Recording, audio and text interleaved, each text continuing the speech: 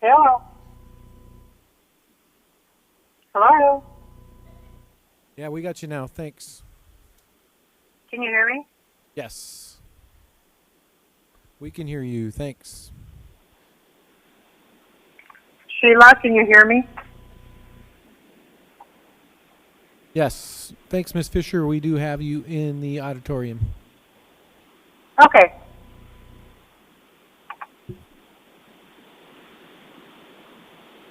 Okay, I'd like to call to order the regular meeting of the Governing Board. The time is 7:07.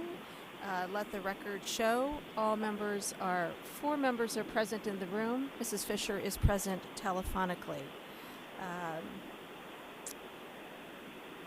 Let's please stand for the pledge.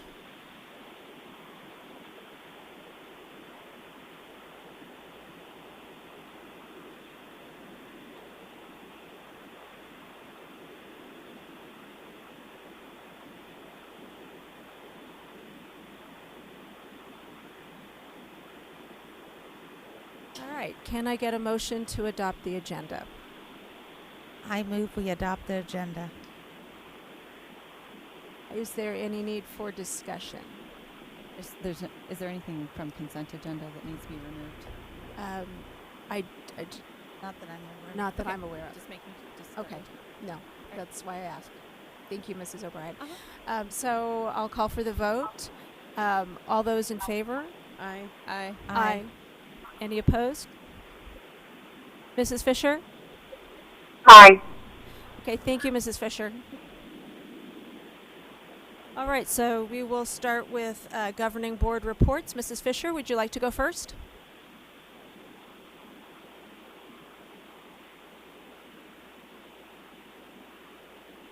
Mrs. Fisher? I'm sorry, there's a delay on the online. Governing Board reports, would you like to go first? No report today, not from here. All right, thank you very much. Mrs. Ordway. I'd be happy. Again, I'm going to talk about Calling All Fairy Godmothers, which is a service, or it's actually a joy that I do for our high school students to give them the opportunity to attend their prom without worrying about cost. I'm still collecting at every high school, and if you have another location that you need me to pick things up, my phone number is pretty much everywhere. I've had such a great time visiting all different kind of classrooms, whether it's K-6, high school, middle school, and or the K-8 arena. Just the watching the kids not sit in their desks, as I think one of our bot teams talked about, is nice to have them actually applying the what they're learning in real time. And what they tell you is very interesting, nothing that anyone could script for them, so I know that we're on the right track. Also, at one of the middle schools, I was in a Math 180 class, and I'm convinced from the time I was there that we are on the right track. The teacher was thrilled with it, and as were the students, the ones that were in the small group with the teacher, also the ones that were on the computer. So they were just making really good gains. And what was interesting is that these are kids that are not that great at math all the time in their minds, but they were gaining confidence and they were actually excited to talk about what they were doing. So I thought that was great. I continue to follow the bills that are being moved along to make sure that they're preserving our local control, because the closer we are to the situation, the more we can see what the pluses and the minuses might be. There's a little bit of a misrepresentation when someone, when we're talking about a recess bill, that if you're not particularly for this recess bill, people will tell you you're against recess, which is the opposite. The concerns about the recess is that they're trying to prescribe exactly when, how, and where we'll do it, which is not going to work in the changing environment that we have for kids that are not sitting in a room all the time. If you're a teacher, you'd like to be able to pick the time that you're having your kids release some energy. Let's see what else. And then also along with all this, we have the national issues that go on from the federal government down to us. So it's been, it's always interesting to listen to what my colleagues across the state and our country have to say about all different issues. There was an interesting 60-minute interview with our Secretary of Education that if anyone has an opportunity to Google and listen to the recording, you might find out some very interesting positions that she has. Happy spring break, because we're not going to be here for that. Happy St. Patrick's Day, and I think we're what we call almost in that final push to May, which is kind of crazy because I think I was just saying that for Christmas holiday season. So thank you. Thank you, Mrs. Ordway. Mrs. O'Brien. Thank you. Been a busy couple weeks, and had a chance to attend the conversations with Kurt at Norterra Canyon.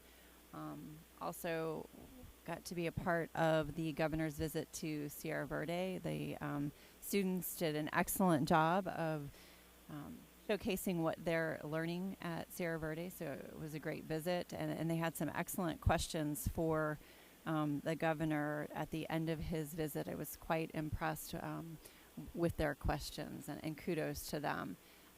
Thank you, Mr. Miglarino, for the awesome information at our budget study session last week. Diamond Canyon Night of Excellence was wonderful as usual. Again, wonderful to see what the kiddos are learning. They also have demonstrations of choir, band, and theater as well there. Thank you to all of our Deer Valley business and community partners. There was a breakfast to thank them, and the football coach from Barry Goldwater High School was very inspirational speaker. I'm going to tell you that not very often do I sit for 45 minutes without looking at my watch to see when a speaker is done, and I was amazed to realize so much time had passed. He's an incredible story, and we're just so fortunate and blessed to have him at Barry Goldwater with our students. And then I was fortunate to get a last-minute phone call from one of the candidates for Arizona State Superintendent of Public Instruction, who is actually a Barry Goldwater class of 2007 high school graduate, Jonathan Gebhardt, who wanted to meet with me and find out what Deer Valley needed from the Arizona Department of Education. So we had about a 90-minute conversation today. That was very interesting. So I would encourage you all to check out all the candidates for that office and do your homework, as we would encourage our students to do their homeworks. And then I have a couple of, I'd like to add to our just list of things to talk about. I was looking at the policies in our policies, student rights and responsibilities, and the AMG for the process on notifying parents when something happens to their student. So I couldn't find it, so if someone could help me with that, or if we maybe could have a discussion with that at some point. I don't know if it needs to be a discussion at this point, but if I could have that information forwarded to me. I didn't have any luck looking for that. I think there are a lot of questions out there given since the Florida shooting and some other incidents that just have happened across the nation and in our state. Have that forwarded to me. I would appreciate it. Thank you. Thank you, Mrs. O'Brien. Ms. Tweedy. Well, since I'm on spring break this week, I was able to visit 7 schools over the last 2 days, and I really did enjoy my time. I went to Gavilan Peak, and I went to Desert Mountain, Sandra Day, Stetson Hills, Village Meadows, Constitution, and Deer Valley Middle School, and all of the schools were really welcoming, and I had a tour, and I had a chance to talk to their staff and the principals, so I really did enjoy myself, and lots of great things going on at all of those campuses. I was also thinking we needed to add a discussion item too. Okay. I just want to understand a little better if it's addressed in our policy or if it's not addressed in our policy, our procedure for any type of, say, a demonstration or a walkout, and that we have consistency in what we're doing, and so we wouldn't pick and choose issues to either we do or we don't, and just get a consistent policy and procedure going for that. So I would just like us to discuss that. So is that, do you see that as a work session item or just a discussion topic at a future board I'm meeting? not sure. Dr. Finch, do you Finch, think you it could be have discussed thoughts? quickly? I just want to understand, who makes the decision as to when they're appropriate. Can it interrupt instructional time? Yeah, I Yep. think we did receive some questions about that. Yep. What I think will help is if we do some digging first and find out if the policy is weak or isn't strong in a certain area, and then that will help us guide on what direction we need to go. But we probably need to do some digging first. So Okay. you'll do some research, and then it sounds like it would be probably most appropriate as a discussion item at a future board meeting after you've conducted some research. Yep, and we can actually probably notify again you through the Thursday update what Okay. we have learned, Perfect. and then Okay. maybe talk with the president and vice president at a agenda review, and then decide where to put it. Okay, perfect. Thank you so much.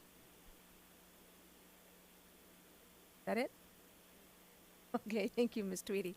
All right, I'll be brief. I'd like to give a shout out to Greenbrier Elementary for their Read Across America event, and also to Mountain Shadows for their event as well. I had a great time meeting the mayor of Glendale at Greenbrier, and was really impressed with all of the hard work that the staff did and students did to put on that program, and also wonderful program at Mountain Shadows. In addition, I'd like to thank my fellow board members for being able to attend so many events and visit schools. I know I don't always have the time due to a work schedule to go to daytime events, and I appreciate very much that my fellow board members are willing and able to make sure that we're represented at as many events as possible, and going and doing our visits to schools. So thank you. All right, that's it for me, and we will move on to superintendent's report. Couple things I would like to add again. As we safety obviously has come to the forefront again. We are discussing that throughout the team, throughout the district. I had the opportunity to visit with the Glendale fire or the police chief and the city manager about a week ago, and they have some ideas on helping us. As you know, we've also worked with our many other organizations about how we should secure our students and that kind of thing that's happening as well. Just last week again went to the to visit the governor, and I was on his task force, or a safety task force, visiting with superintendents on their thoughts on what direction we need to go as a state, and as we work with other agencies around mental health, around our facilities, around resources, counselors, etc. So that you just want to let you know that the state and the governor are they're working on it as well, and they want feedback, and that's we've been able to provide that. So and there's a conference, I guess you would call it, put on by Homeland Security coming up in about a month. Well, now it's a couple weeks since time has moved on, but in a couple weeks about active shooters and that kind of thing, and obviously we're going to be involved in that as well.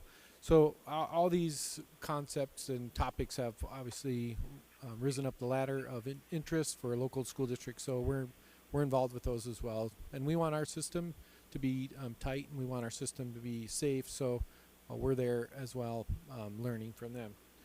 The last thing I want to mention, that was a blast. I got invited to the bus rodeo, the state championship bus rodeo. It's the first time I'd ever been to a state competition, and I had a chance to talk to our drivers. We actually supply all of the buses for the state competition. I didn't know that, and I don't know if that helped us win or not, but in the top 10 we were first, third, sixth, and 10th. So we do have a champion that will be going on to the national level, so that's pretty exciting. And actually, the things that they have to do with that big, long bus is not easy. I was pretty amazed. So do they lasso buses at They a bus do. rodeo? And if you tie them, you can tie them in like 30 seconds, you win. Ah, okay. Yeah, yep. It's just like a real rodeo. No, it's very fascinating, and they on our team did a nice job. And thanks to Ernie getting the team ready. So congratulations, and I think we're going to be honoring those people in the future at a board meeting. Maybe we'll have a bus demonstration right here. We did, yeah. We stole their good competition, just like professional sports. We go get the good ones. And So what they did did a we nice job. offer them? A big yellow bus. Okay. Big yellow bus. No, it was neat to see success and the camaraderie between our team and between all the teams. Very interesting. 65 drivers plus or minus 17 different school districts, and you would think they were all on the same team. Just how they are coaching each other, and because obviously student transportation is a common theme with them, and that was neat to see. Well, if they can wrangle a busload of kids, then you Kudos. would expect Hats them off. to do well at a rodeo. For sure. Anything else? Okay. Thank you, Dr. Finch. And that brings us to Mr. Miglerino and Fiscal and Business Services Report. President Frank, members of the board, Dr. Finch. We have two reports, our normal monthly reports to share with you this evening, starting with the enrollment report. So for through the last day of February 28th, 125th day of school, showing just over 200 student difference comparing this year to last year at the same point in time, about a 0.6% reduction.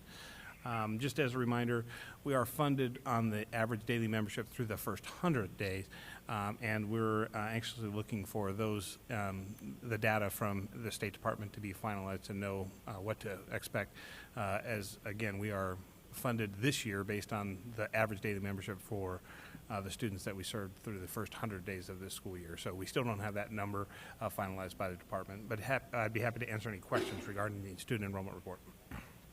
Are there any questions from board members? Okay. We also have the information regarding the monthly financial reports through the month of February. And I'll just highlight, in February, we are projecting about just under $870,000 worth of projected carry forward in M&O for this year, largely due to vacancies that are not being filled with on the contract lines of our budget.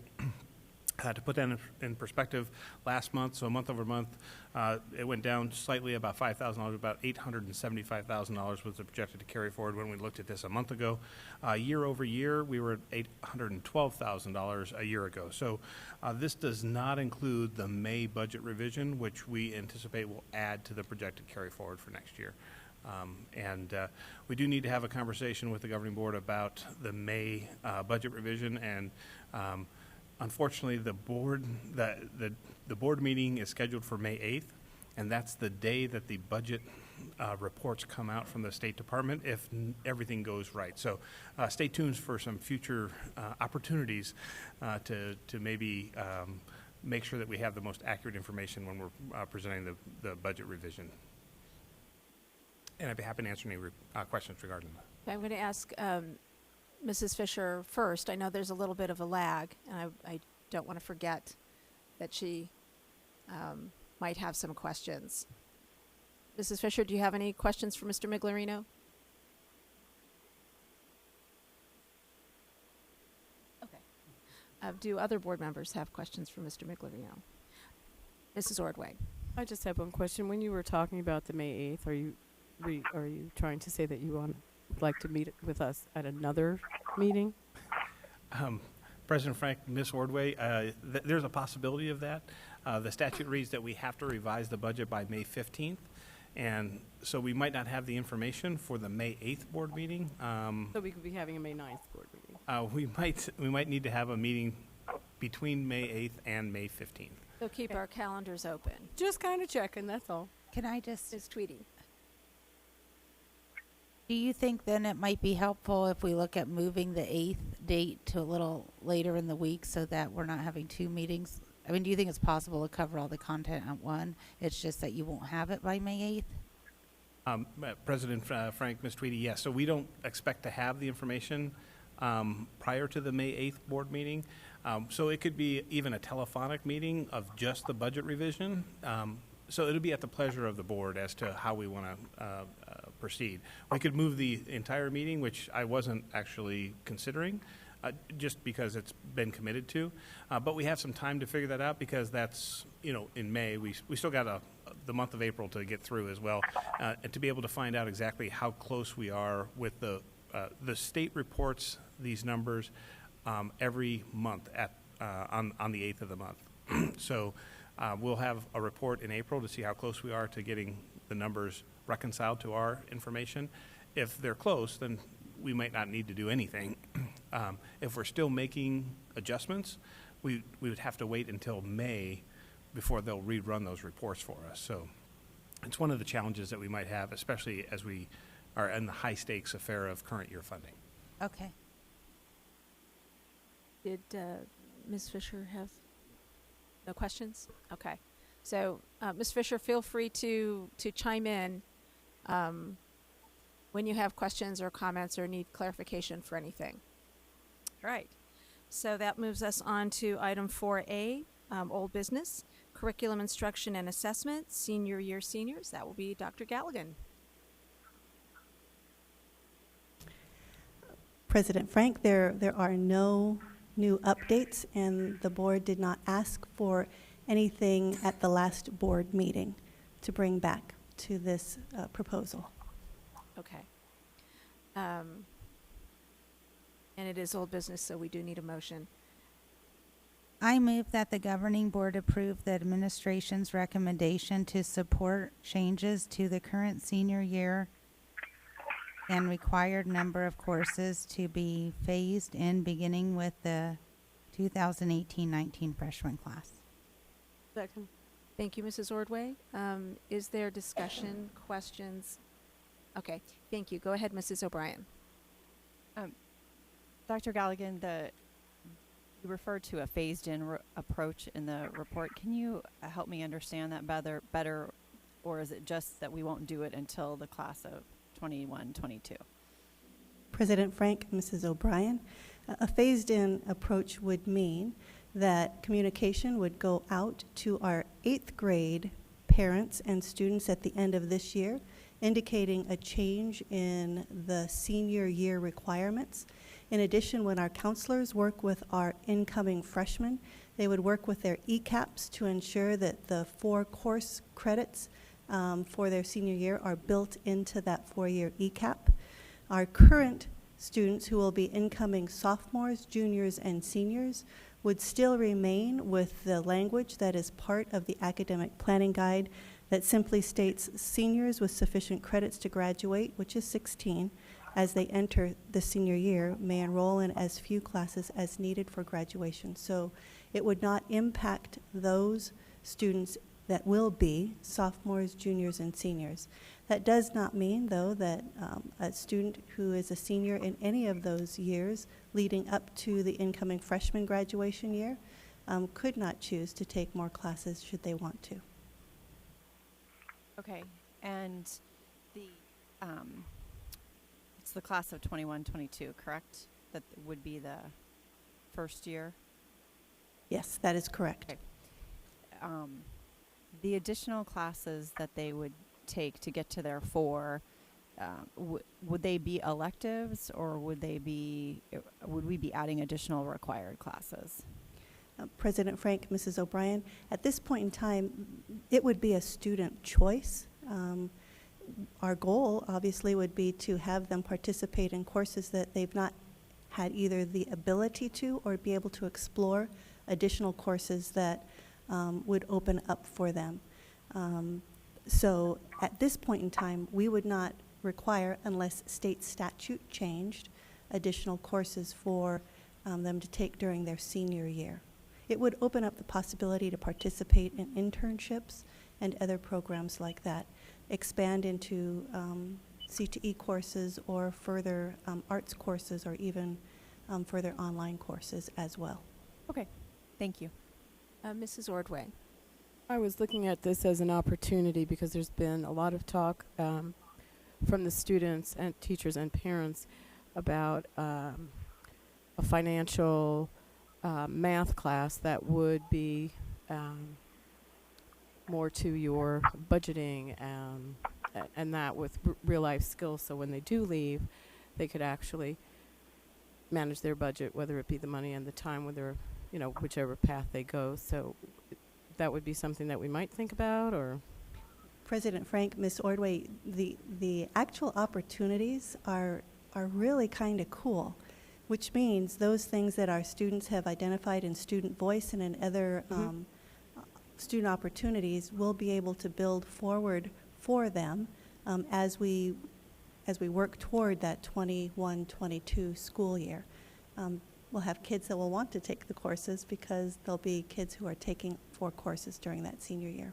Right, because I know that there was some feedback from alumni at some point in time, I don't know where the information is, that they would have truly appreciated a life skills class that would include all of that stuff. That is So, thank you. correct. Ms. Tweedy? Does Ms. Fisher? Okay. Have you received any feedback, either positive or negative, from parents regarding this?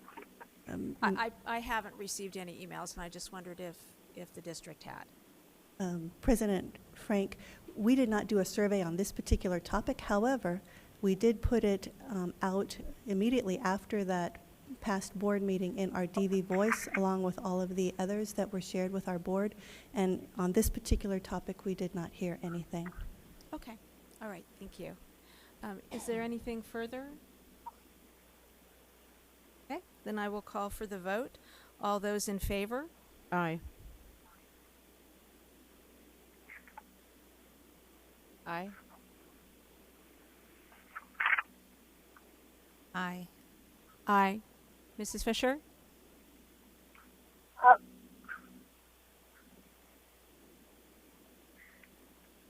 All right. The motion. I'll vote nay because I can't hear anything you guys said on this one. Is the problem we're not speaking loudly enough into the microphone, or is it an issue with your connection? Well, I can hear, I could hear Gail. I know Ordway was saying something. I did not hear Miss O'Brien at all. I'm just hearing little breakups. If I listen online, I've got a 20-minute or a 20-second delay. Is there anything that we can do on our end? I don't know. Okay. Maybe just speak more into the mics. Okay. Because I can hear you fine, Jenny. Okay. So your vote is nay? Yeah, I would abstain. That would be best. Okay.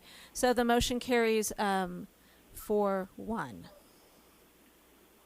That brings us to item 4B, also curriculum instruction and assessment, AZ merit grade enhancement, and I need a motion.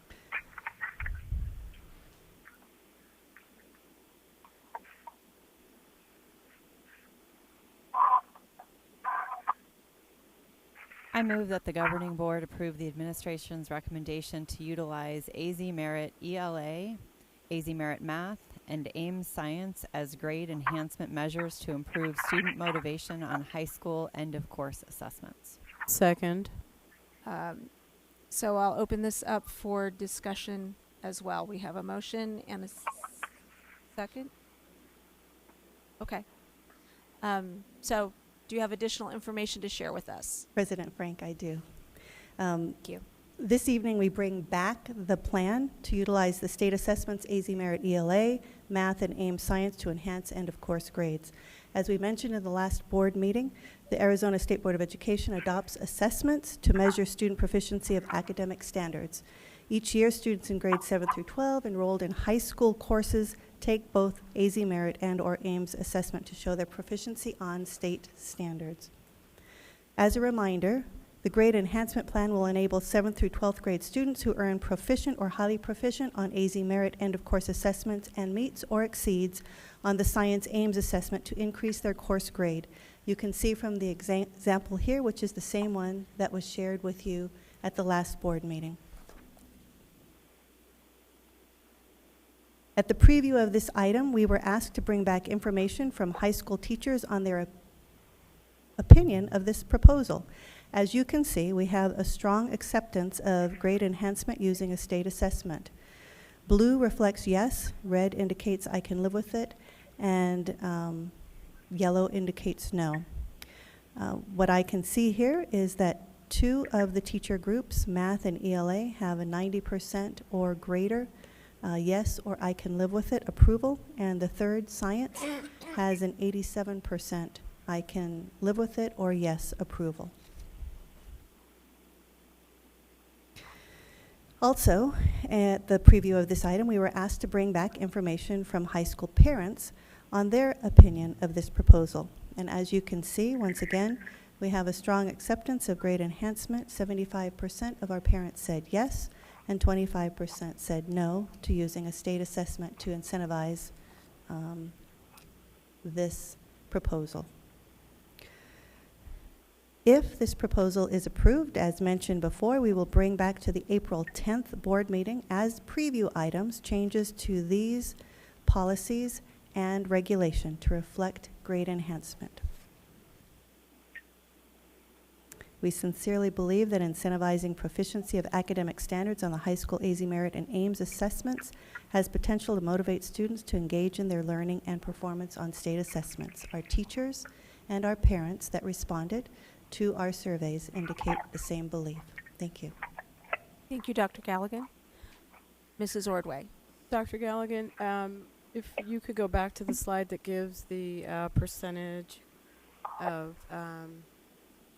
yes, that one. For the math teachers, how many is, it's 43 out of 76, but what was the total number of math teachers that were given the opportunity to weigh in? And that'll go all the way down the line. President Frank, Mrs. Ordway, we have 76 high school teachers. Each of them were given the opportunity for math to respond to the survey. 43 did, which is 57%. 72 ELA teachers we have across our 5 high schools. All of them were given the opportunity to participate in this survey, and 41 responded, which is 57% response. We have 61 science teachers across our 5 high schools. We had 24 responses, which is a 39% response rate. Okay, and this was communicated to them via email, or I mean, everyone had the same opportunity to weigh in on this decision. President Frank, Ms. Ordway, the survey itself was a Google form survey, and each of those groups, math teachers, ELA teachers, and science teachers, had a unique link to the Google survey so that we could determine, based on the content area that they taught, what their approval rate or disapproval rate would be. So every teacher that we were able to pull from the school's lists of teachers for science, science, math, and ELA had that opportunity. Okay, yes. I just wanted to make sure that that was done. I'm sure you did. I just wanted to reiterate that for those that might wonder why there was such a not 100% response from the different content areas. Thank you. You're welcome. Ms. Tweedy. I think I'm going back and forth on this one. So my concern, I do think that some students underperform on these standardized tests because there's no incentive to do well. I mean, I've heard students say, a great day, it doesn't go in the report card, I got no homework. And so that's not great when the state's deciding whether or not we're a quality school district based on these results. So I certainly understand incentivizing it. My big concern with this plan is we're also devaluing our coursework, and we're devaluing what the students do at school, because it now becomes possible, and I have a child at home who will know this, to do nothing all semester and pass a class. And I know there's a group of students who are going to figure this out, and so they'll do nothing and they'll get a D, or there'll be students who do nothing all semester and think that they'll be able to score proficient and get a D, but they actually won't, and we'll have more students failing classes than we did prior to doing this credit recovery. So we don't have a crystal ball, and we don't know what way it's going to go. So I guess what I would want to know, so if this passes, we would have to collect data and see if the number of students getting D's and F's increases because of this in their coursework. What would we consider? Say our AZ merit scores go up, but so do the students getting D's and F's in our classes. I mean, would that be an acceptable outcome for adopting this? I just don't know. I mean, maybe it would. I don't know the pressure with the letter grades, but I guess I'm torn.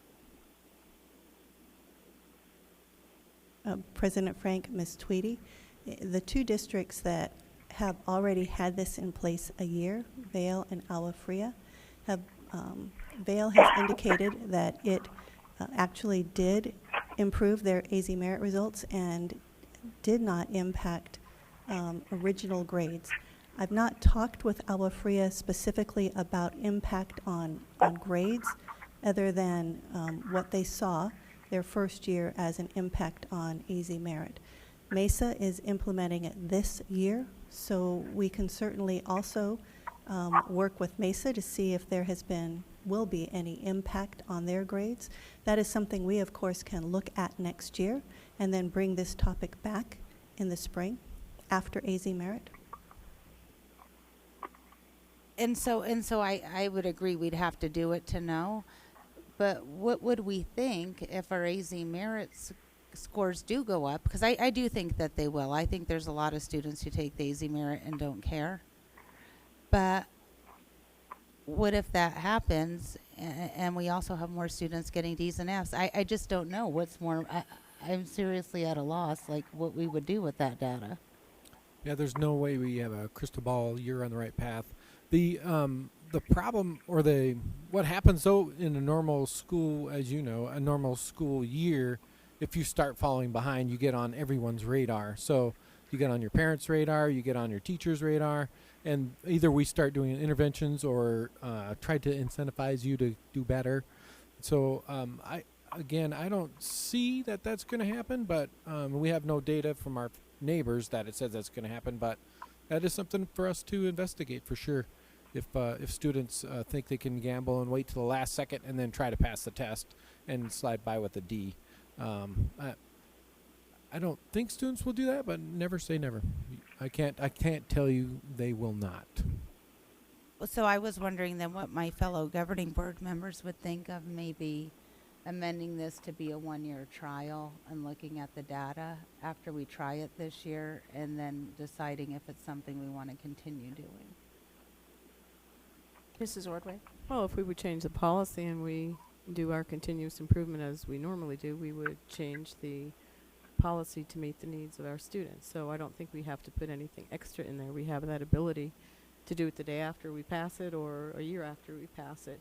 But with the administration knowing that we're looking at this as something that is to be studied, I don't know that we would have to specifically put that in there because the policy is the policy until we decide to change it, and that's always up to us. Mrs. O'Brien? I actually had that thought cross my mind in a slightly different way, and that came across as when I looked at the possibility of F's turning into D's, and that led to me still being a little upset that D's is something that allows you to get credit. And so the questions I wrote down, which are for later because I know you don't have this information now, but as a district I would be curious what it would do to our graduation rates and maybe our course failure rates if we considered C as the bottom grade to get credit. So a little bit different line of thinking, but similar because that does allow kids to go who have an F in the course to bump up. I think about this from the other respect, which is the purpose for which I think you brought it, which is I had a smart kid who knew AZ merit didn't count, and so to him it was a relaxed day until his mother scared him because she's on the governing board and understands what this does to her schools and her school district. So I think it's more incentivizing for those kiddos than what you're saying. But I do think we will need to look at it in a year to make sure that we're getting the results that we're looking for and that we're not incentivizing kids on the bottom end to try to skate or to use the system. You're always going to have those kids, but we just want to make sure that it doesn't become abusive. I have another question, if that's okay, or Go ahead. and to the point that the one group of kids that I don't know that we can't motivate with this particular plan is those who are getting the A's. And so are there any other districts out there, or is there any way to consider motivating those kiddos to make sure that, I mean, some of them just do it because they want to make sure they get that top score, but I think that that's another group we need to maybe look at as a way to continue to incentivize. But I would say otherwise, I would like to move forward and try this out. Is this, there's pros and cons to everything. Is this something that would be worth doing a pilot at a couple of schools? I know what we're talking about tonight involves a policy change. Is that just throwing that out there? Sure. Or both.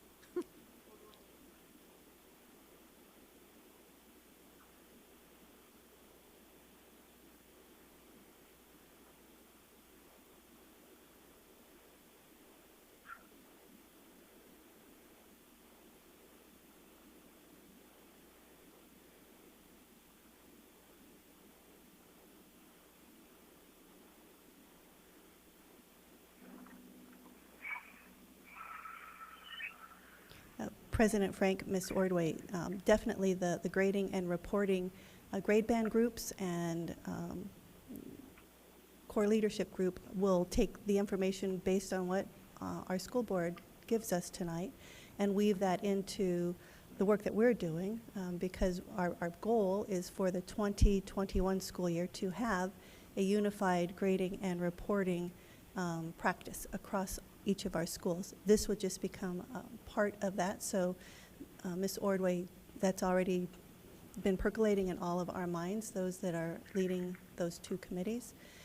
Ms. Frank, to your point, the whole purpose of incentivizing is to ensure that students can show what they know and are able to do and really just take it seriously. And by piloting, that gives some of our schools the opportunity to have students have grades enhanced where other schools would not. And there's an inequity there.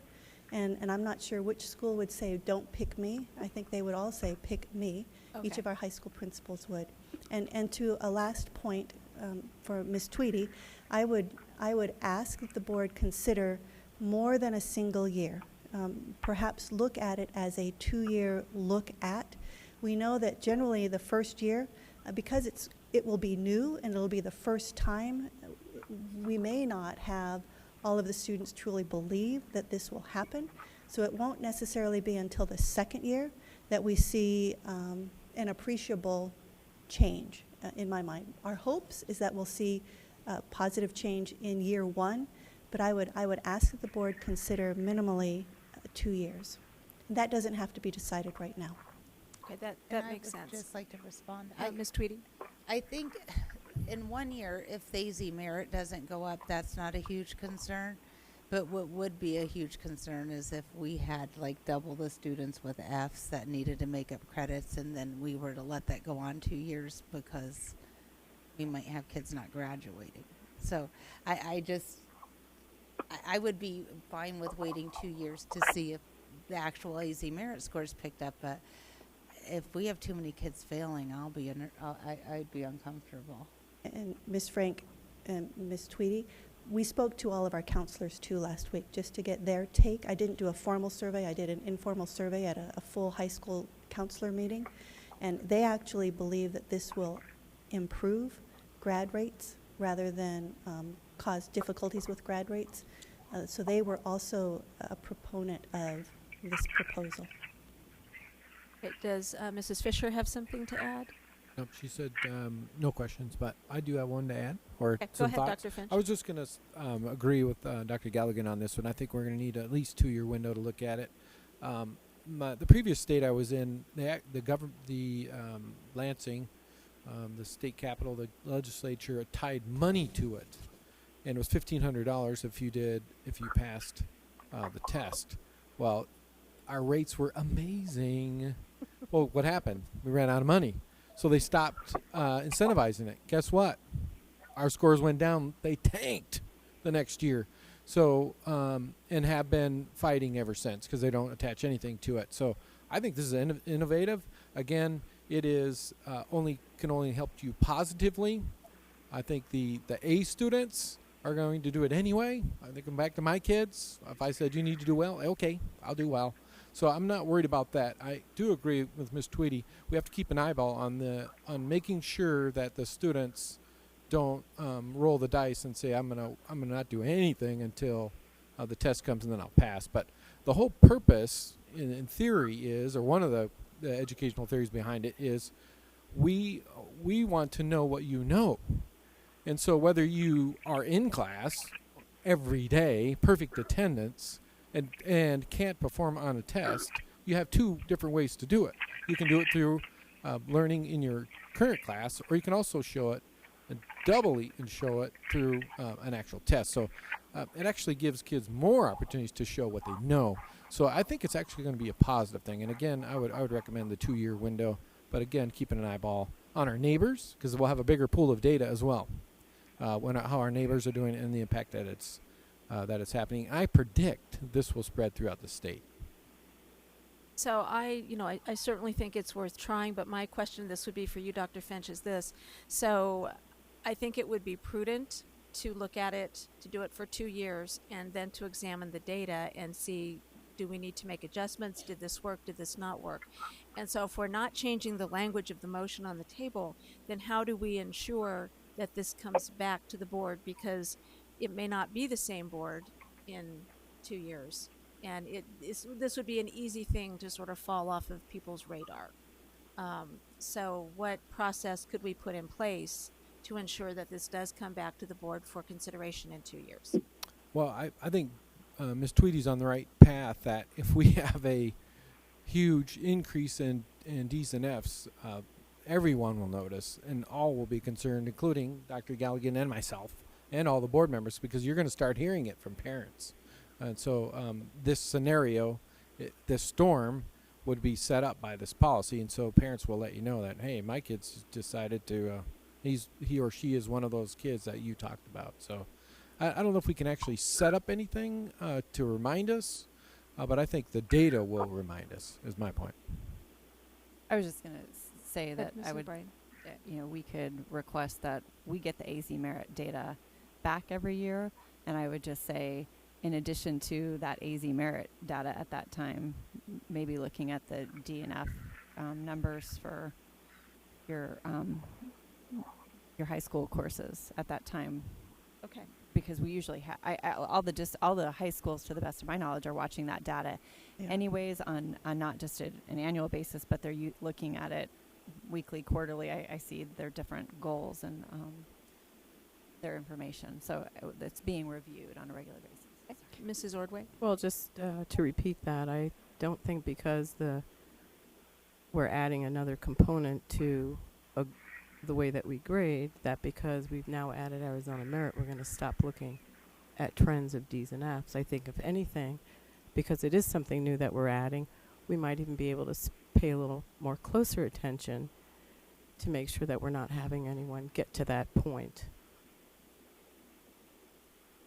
Okay. Mrs. Fisher? Go ahead. I am listening in the delay because I can't hear anything you guys are saying if I don't.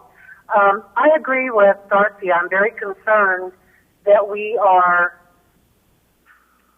if we let it go too far, we could be losing kids. We may have better scores, but there may be a whole group of kids that we're losing.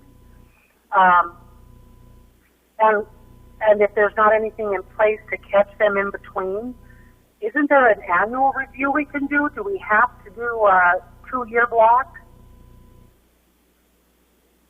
Okay, Dr. Galligan? President Frank, one of the things that we'll be bringing back on April 10th, beyond the 2 policies, is an IKA regulation. And although the board does not approve regulations, we share regulations with you. We can build into that regulation that as a district we will review this particular grade enhancement every 2 years, and that way we just come back every 2 years and look at if there's negative implications, positive implications, or absolutely no implications. If you would like us to do that, we can build that into the regulation that we bring forward. I would like to see it. Okay. I would also like to see that. Other board members? Okay. So that sounds like that's a general consensus. That's something the board would like to see. Thank you, Dr. Galligan. Anything else, Mrs. Fisher? No, I think I'm okay where we're at. Okay, thank you. Any other comments for the good of the order? Hearing none, I'll call for the vote. All those in favor? Aye. Aye. Aye. Aye. Aye. All right, so the motion carries 5-0. Thank you. And that brings us up to item 4C, the Certified Performance Pay Plan 2018-19. Can I get a motion? I move that the governing board approve the Certified Performance Pay Plan for 2018-19. Second. Thank you. And I believe we have a presentation from Dr. Smith. President Frank, excuse me, President Frank, members of the governing board, yes, a very short presentation.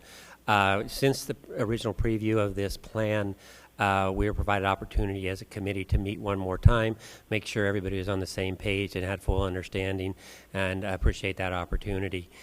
We did meet and want to do some slight tweaks to the plan that was presented to you at the preview. There's only 2 slides here. This is the slide, and you can see the changes in that blue highlighted area. We, as a committee, wanted to move responsibility hours from 20% to 25% of this payout, and school letter grades from 30% down to 25%.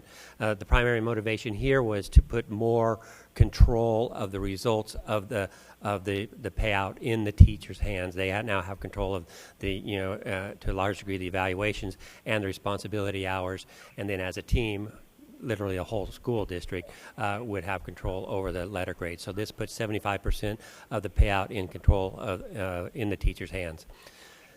The other change is again in blue here. The payout is the same payout matrix. The payout for school letter grades is driven by the percentage of schools with a B or higher letter grade. And every teacher would receive the exact same proportion, except when it's prorated for how long they've worked that year and their FTE. The big change here is that the committee agreed upon was if the percent of schools with a B or higher results in not paying out 100% of the funds, then we would roll the remaining funds over into the next year's plan as developed by the committee over the next year. This probability of this happening is fairly low in my mind. We currently have 5 C&D schools. We'd have to have 12 C&D schools to get to below 70%, and we'd have to have 19 C&D schools and to get to below 50%, which probably none of us would even care because we'd probably all be out of a job anyway. This plan does have some implications. Now that there is a little bit of teeth in the school letter grade piece, we would have to wait till we receive letter grades. So we would have to pay out the performance pay in 2 payments. One when we know the first 2 components, probably in early June, and then the second one after we learn the letter grades. So it might be a September or even an October payout. We have done that in the past. We've done both of the things that we're doing here in the past. 1, rollover funds, and 2, have 2 separate payouts. And that's basically where the committee came to. We didn't have 100% attendance at that meeting, but we followed up with the people that weren't in attendance and made sure they were okay with the plan. And we, again, had 100% of the committee say yes to these changes and this plan. When you have a copy of the, I think called version 3 of this plan that has these changes in it. Be happy to take any questions.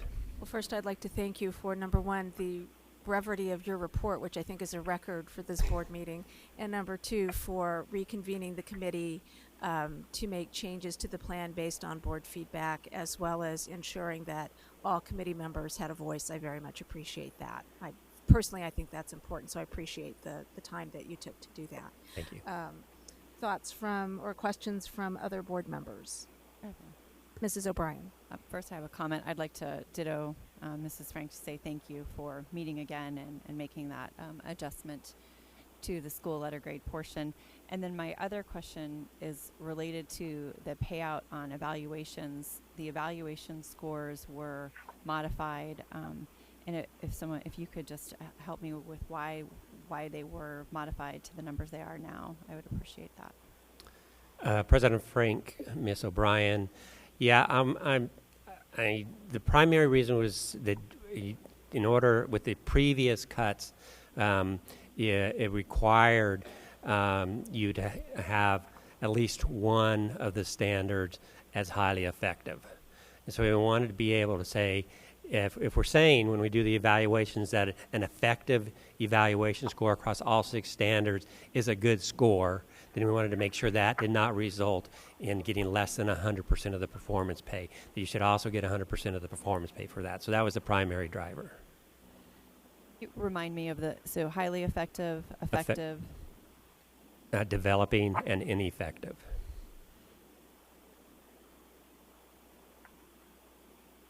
Do you have another question, Mrs. Sorry, O'Brien? I was trying to write down. If you at all effectives, you were ineligible for 100% payout, is that what I understood you to just say? President Frank, Ms. O'Brien, yes. The previous cut was set at 3.2 out of 4 points, and if you had all effectives, you would have been at a 3, and so you would have fallen down into the next tier. Okay, thank you. And I believe Mrs. Fisher had a question. No, maybe you just answered it. How many, if not 100%? So it must be related to what she was just asked. I'm sorry, can you repeat it? The question is, how many, if not 100%? So it might be related to, I'm looking at the chart here. President Frank, if I understand correctly, Ms. Fisher's question, if they fell below now the new cut, the next level of payout was 85%, and below 2.4, I believe now, which means you had to have several developings, if not ineffectives, you got 0%. So the cuts, all of those cuts were dropped kind of in correspondence to dropping the first cut. And Mrs. Ordway, thank you for waiting. I'm just wondering what happened. Well, I know what happens with highly effective teachers, but so if you're highly effective and you're effective, you're getting the same performance pay in that category? Same cut? President Frank, Ms. Ordway, yes. Okay, that's all I need to clear up. Thank you. Okay. Are there any further questions, comments on this item? Ms. Tweedy? I'd like to comment to Ms. Ordway's point. I think one of the issues when you look at effective versus highly effective, I've seen examples of the same teacher being rated both effective or highly effective based on who their evaluator is. And so I think it's problematic because, I don't think the same teacher would be rated highly effective and ineffective. But I would think we have better inter-rater reliability than that. But to be rated effective versus highly effective, I could see that being more of how tough's your evaluator. I've worked for several principals, and I can tell you some are a lot tougher than others. So I just don't think you want to go after someone's pay for that. Okay, thank you. If there's no further comments, questions, then I'll call for the vote. All those in favor of approving the Certified Performance Pay Plan 2018-19, please vote aye. Aye. Aye. Aye. Aye. Aye. Okay, so the motion carries 5-0. And that brings us to item 5, consent agenda. Can I get a motion? I move that the governing board approve the consent agenda items A through M. Second. All those in favor? Aye. Aye. Aye. Aye. Mrs. Fisher, did we get your vote? Okay. All I right. did vote aye. Okay, thank you, Mrs. Fisher. So the motion carries 5-0. Everyone can relax now. The consent agenda has been approved. I'm sure that was the moment we were all waiting for. Okay, so that brings us to 6A, action item, approve addenda pre-approvals. Can I get a motion? I move that the governing board accept the administration's recommendation to pre-approve the addenda as presented. Second. Thank you, Mrs. Ordway. Is there a presentation on this? Any changes from the last? Any discussion or questions? Mrs. Fisher, any questions? Not on this one, I don't. I can't hear either Miss Ordway or Miss O'Brien when they talk at all. They said they didn't have questions. Oh, okay. Thank you, Darcy. Do you have any questions? No, I'm good with it. All right. Then in that case, I will call for the vote. All those in favor? Aye. Aye. Aye. Aye. The motion carries 5-0. We will move on to action item 6B, employee travel. I move that the governing board approve all employee out-of-state travel per governing board policy GCCE. Second. Okay. Is there any discussion or questions on this item? I have none.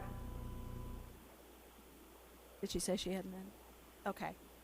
Well, hearing none, I will call for the vote. All those in favor? Aye. Aye. Aye. Aye. Okay, so that motion carries 5-0. That brings us to action item 6C, board travel. Can I get a motion? I move that the governing board approve professional travel for board members to attend the National School Boards Association annual conference in San Antonio, Texas from April 7th to the 9th. Second. Okay, is there discussion? I do have a question on this one. Okay, go ahead. I don't understand why this is bringing brought forward so close to the actual event. The payment, the way you pay the good rate ended in January. I mean, if it was brought then, even I would have wanted to attend, but this is really late.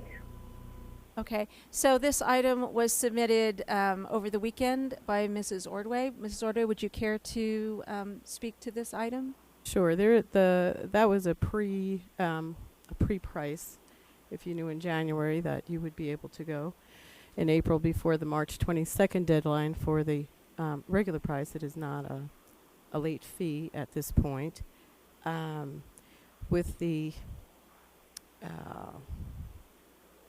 the temperature of the board to bring something else on, I have let go of few professional development opportunities, and I don't choose to not let this one go by. There's going to be too much information that I can bring back, not only for myself to serve our community better, but for the rest of our board. Mrs. O'Brien will be going as a member of ASBA, and she will have a totally different role in this conference than a board member going.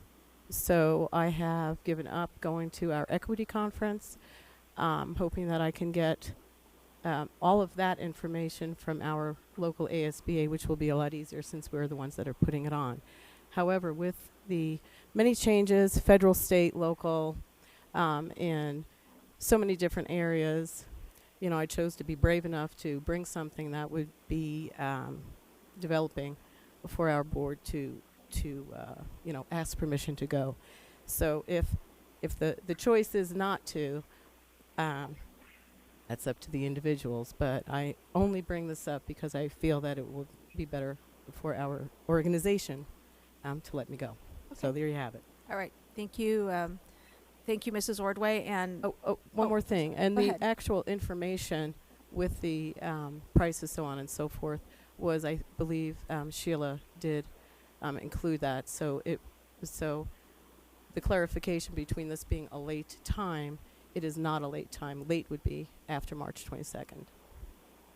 okay, thank you. And yes, that was included as an attachment. And I would like to say I would certainly hope that any board member who had something they wanted to bring before the board would feel comfortable contacting me and asking to have it put on the agenda. I know that was something that, as a board, we decided was important for us going forward. I know Mrs. Fisher worked very hard on that, on the board norms with our retreats last year.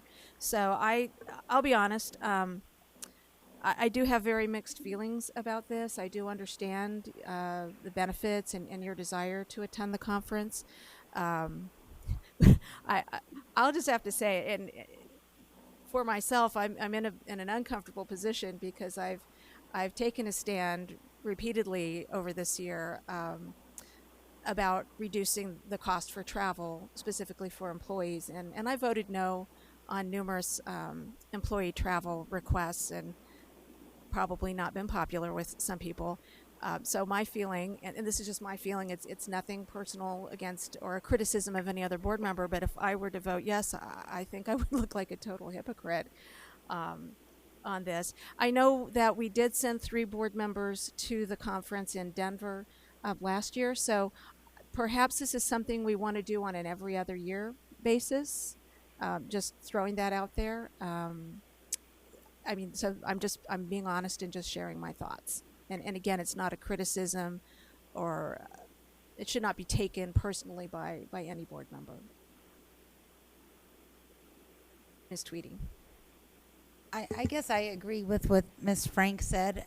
It's not personal, but it's hard for me to sit here having voted no on employee travel, and not because I didn't think their trips were valuable. It's just that when I look at the other things we're presented with we can't afford, I've just been uncomfortable with it, and I have voted no. And for me to vote yes for the board to travel, I in light, because I've taken that stance, and it's not personal against anybody, but I would feel like a hypocrite. And if I watch somebody vote the way I did and then vote for the governing board to take a trip, I would think they were a hypocrite. So for me to have take that stance, and I realize you haven't, so it's different, but for me to take that stance and then vote for myself to travel is just not something I'm comfortable doing.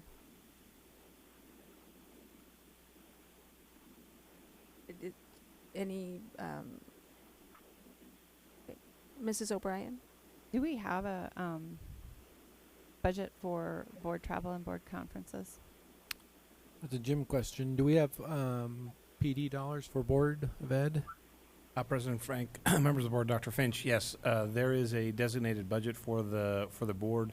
It was increased a couple years ago and currently stands at $25,000 annually. And have we spent all that money, or how much have we spent of that money? Mr. Miglerino, do you know roughly? Sorry. Give me a chance to log in, I'll be able to tell you. Okay, I'd be happy to give you the moment According to to log Ms. in. Taylor, it's about half. We spent about half spent about half. this year. From my chair as superintendent, professional development for board members is a positive thing. I understand the predicament you're in, but any conference that I'd recommend, it would be this one here or the state one. Those, again, are positive trainings for board members. So it's my perspective. And we did all attend the state conference this year, all 5 board members. The plus of the national is, like the National Superintendent's Conference, you get to see the trends that you don't see in Arizona. You get the bubble effect, And so that's why I like to attend the national ones, because I can see the train coming then. That's the plus. Did we want to wait for the information from Mr. Miglerino? Well, while we're waiting for that, I just wanted to add in that, and it might just be semantics or the words that you use, but a trip implies that it's pleasurable, and not that learning to me is not pleasurable. But when you go to these conferences, it takes your 11 hours of the day. You're not there, sightseeing, unless of course you have a little bit of stamina and aren't able to fall right asleep. But I take these conferences truly seriously, and again, with all of the national things that have been coming up, from safety, all kinds of safety, our mental health issues, what are our responsibilities, what are our the federal level, how are they trying to bring these issues down to the states, so on to us. It's important, and for me, professional development is important, and I think it makes our board run a little bit smoother. The more training we have, the more people we interact with, the more effective a board we are. So I don't think anyone up here doubts the hard work you would put in at a conference, or that any employee would put in a conference, that you would just, I certainly never meant to imply you just wanted to go on a trip. That was never, what I thought. So I hope that you didn't take it that way, my comments that way. That's not the way they were intended. President Frank, I do have that information, if you care for me to share it. Go ahead. So of the $25,000 that was committed, we have spent just over $16,000. The lion's share of that happens to be the software license cost for board docs is over $10,000 of that $16,000. So there's still a balance remaining of just under $7,000 within the $25,000 budget. And are going to be additional costs with the voting system so that's covered in through board docs? Okay. Are there additional local conferences? I know they have one in Flagstaff. That be next year's? That would be in June. The Flagstaff one will be in June, so that would be this year's budget. And then you have the equity conference is this month in March 22nd and 23rd, and then the last conference of the year is the Summer Leadership Institute in Flagstaff.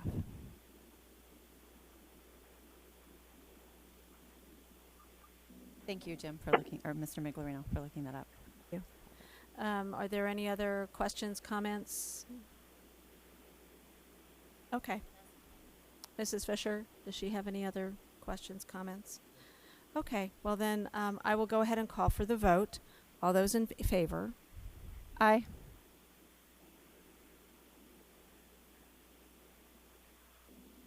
Those opposed? Nay. Nay. Aye. Mrs. Fisher, I don't believe we have your vote. Who all voted? Jenny and I voted nay, and Miss O'Brien and Miss Ordway voted yes. Okay, can you give me a second as I listen and get caught up?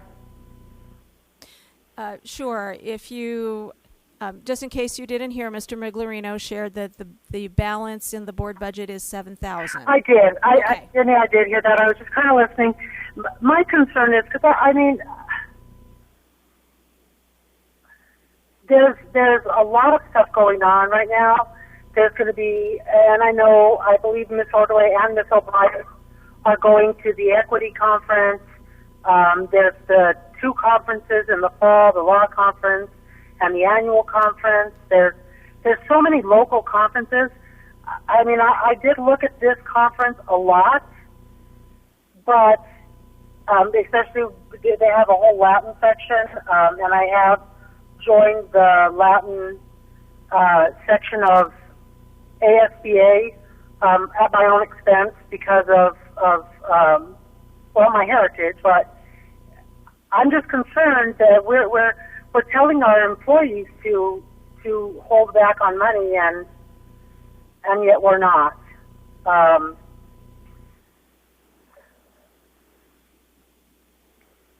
So, Okay, so if we could, I'm going to have to just vote no at this time. okay, thank you. So then we will move on to action item D, approve 2018-2019 governing board meeting dates. Can I get a motion? I move that the governing board approve the dates for the regularly scheduled board meetings 2018-2019 school year. Second. Thank you. Is there discussion, questions on this item? No? Hearing none, I will call for the vote. All those in favor? Aye. Aye. Aye. Aye. Okay, the motion carries 5-0. And that brings us up to preview 7A, first reading of revised policy JFB, open enrollment. And thank you, Mrs. Moffett, for sending that out to us this weekend. Good evening, President Frank, governing board members, Dr. Finch. In front of you, you have the revised policy, JFB. I'd like to take you through a couple of highlights with this policy. As you know, it was revised based on your feedback. Additionally, legal reviewed it and provided some more clarifying language for this policy. If you look at the final page, you'll note that the policy was adjusted to meet the desires of the governing board. If you look at the revocation timeline, it no longer reads at the end of grading period. It now reads at the end of the year. I did have a question from a governing board member, I believe it came in today, regarding the top of that page, that final page, where it states revocation. It says an approved open enrollment may be revoked at the end of the school year if it is determined that the provided information has been falsified or if required information has been omitted from the open enrollment application. The question was specific to that scenario. Would the board want to consider that to look different? That if someone was to falsify their application, would it then be necessary for us to revoke open enrollment immediately rather than at the end of the school year? So that is something that we could change language for. If that is an interest of the board, I can provide a revised option for you and an update for you to review. If you noticed also in the policy that was presented to you, we did take a look at transportation. The legal recommendation did include a second paragraph, or in this case it would be a third paragraph, that included statute. And when we reviewed that, we chose to strike that out when we reviewed it again on Thursday. We chose to strike that section out because it is an option for us. However, we do not provide that option at this time. So we thought, not to confuse the reader, we would take that portion out. It could, should the board decide to change the transportation policy in the future, we could include that as part of that section. Additionally, coming up prior to this coming in front of you again for final action of adoption, I also believe when I reviewed it this morning, it would be a good idea for us on the first page. If you look and you see that enrollment applications must be submitted on or before February 1st of each year to be considered for enrollment during the following year. That language has been there over time so that we have priority status in preparation for staffing. Because we do accept open enrollment applications throughout the year, I think it would be okay to remove the February 1st deadline. Any questions? Okay. Ms. Tweedy, and then I believe Mrs. O'Brien, you had a question as well. So Ms. Tweedy first, and then Mrs. O'Brien. I'm sorry, I was confused what you said you removed because we don't do it at this time. Transportation. In the policy, it was the copy that you see that is color-coded. It has red marks and green marks, the edited version. You'll see that in transportation, we crossed out a section that said that if the district chooses to, they could transport open enrolled students that live within a certain amount of miles within the boundaries. We do not currently do that right now. And so that is why we chose to remove that from the policy, so that it didn't confuse the reader as that that they might think that that is an option. If the board did choose to do that in the future, then we could add it back into the policy. Okay, and you left in the special education We did, transfer. yes. Okay. And then I guess the other thing, and it's just an opinion, I noticed that too when I read it. I think if you falsify information, that it should be subject to revocation. Okay, we can update that. Especially since when we made the stipulation to go to the end of the school year, we put some criteria on the front end to make sure we made good acceptance. So if they're not honest on that, I think it's going to be a problem. And we received Dr. Finch received a text from Mrs. Fisher also concurring that if it's falsified, should be revoked immediately. And I'll go to Mrs. O'Brien and then Mrs. Ordway and then circle back to Mrs. Fisher. Mrs. O'Brien. Thank you for addressing that, Mrs. Moffett. On the front page under information and application, the second paragraph that you were just referring to, if you remove the February deadline, could that impact the staffing needs or the ability to ensure you have staffing needs at the appropriate schools? So that's a very good question. So our process, we have priority status. We do ask for people to submit their applications up to December for us to begin staffing for the following year. We do spend a couple of months, usually the months of January and February, looking at that priority status as well as watching what's coming in during that time. At a certain point, and we have already hit that point, Jim's department locks down the budget for the following year, and so at that time, as applications come in, we are now reviewing capacity based on projected staffing for the following year. Prior to that, we accept the open enrollment based on physical space, the number of actual physical classrooms that we have. Okay, That helpful? That is helpful information. I guess what I don't want us to see is to get into a situation where that language is changed and we have parents who are upset because we say we take them all year. So that kind of makes it sound like we can maybe be able to place them. I think we might be able to insert the word priority. Okay, I so could work I with just want to make sure the something wording in that paragraph doesn't for you, perhaps even for this Thursday. Okay, I just want to make sure we set specify that. expectations appropriately and that language there. Thank you. Mrs. Ordway. Jenna, normally when would we find out if someone has not been honest on their application? It does not happen very often that we find something like that, but it may be when we have received a CUME file from someone that we have allowed in on open enrollment, and we see that they were indeed in the process of a suspension or in the process of expulsion, and if they did not disclose that, then that would be falsifying their information. So how far along in the school year would that normally be? 1 week, 2 days, or how long? Hopefully, within a couple of weeks, we would have that CUME file. Okay, because the premise of us not doing any revocation was not to upset the student until the end of.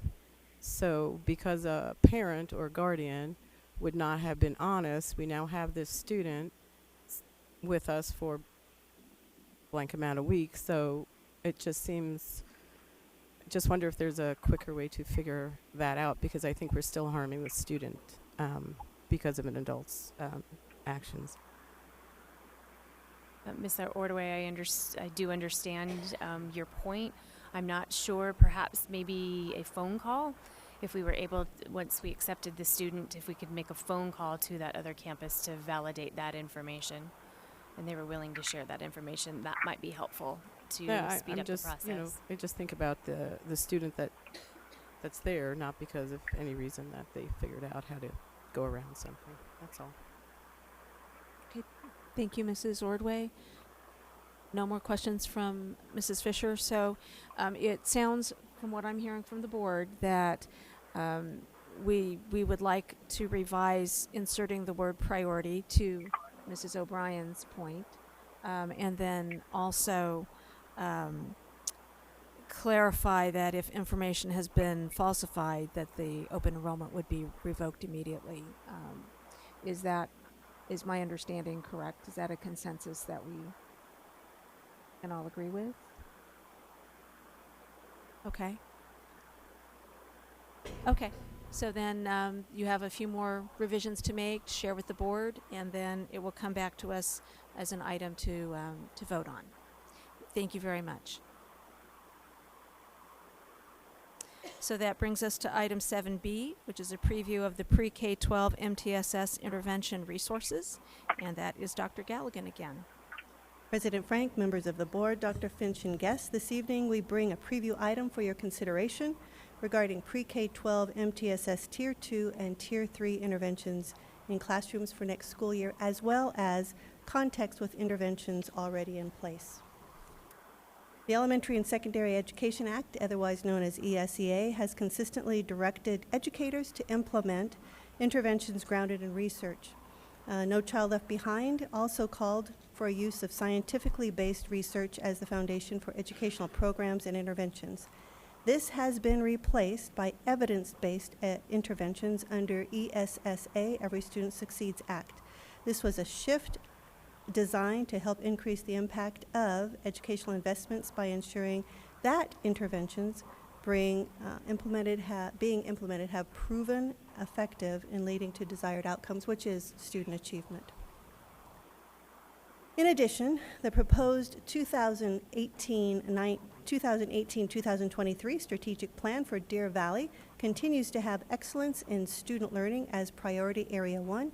However, the focus has shifted from only proficiency to providing an MTSS structure that focuses heavily on Tier 1 first best instruction, and also with equal importance, Tier 2 and Tier 3 integrated in every school regardless of grade level configuration. What you see here are the reading, ELA, and math interventions we currently have in place for students in need of intervention, and italicized font shows the 3 interventions we are proposing to add for next school year. Each intervention is also marked as Tier 2 or Tier 3 with a T2 or a T3. General education students, EL students, and students on IEPs must have the opportunity for consistent daily and weekly Tier 2 and Tier 3 support. We know that utilizing a pull-out ELA or math class does not suffice this because the content in pull-out classes are Tier 1. You will see this guide embedded in the slides in front of you. The ELA guide provides intervention teams at each campus a process in which to administer screeners and diagnostics and then be able to place students in the correct intervention. By the end of this school year, we will also have a math guide in place as well. Structuring intervention takes careful considerations to the campus schedule, human capital, resources, and student need. Best practice requires intervention to be provided in consecutive days to maximize student learning. The recommendations in this document provide guidance for structuring Tier 2 interventions without having the highest qualified specialists, reading specialists, special education teachers, and gifted specialists locked into teaching simply a program.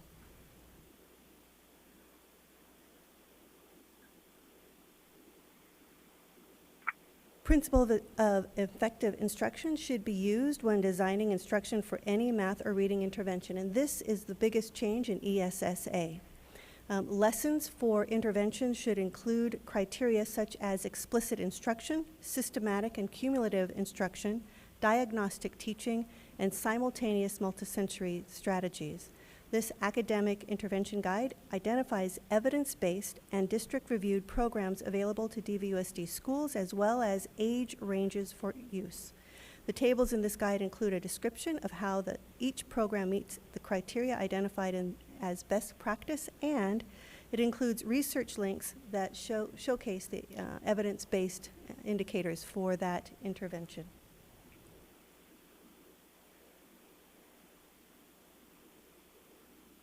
Read 180 is a blended learning Tier 3 intervention program building reading comprehension, academic vocabulary, and writing skills for struggling readers in grades 4 and up.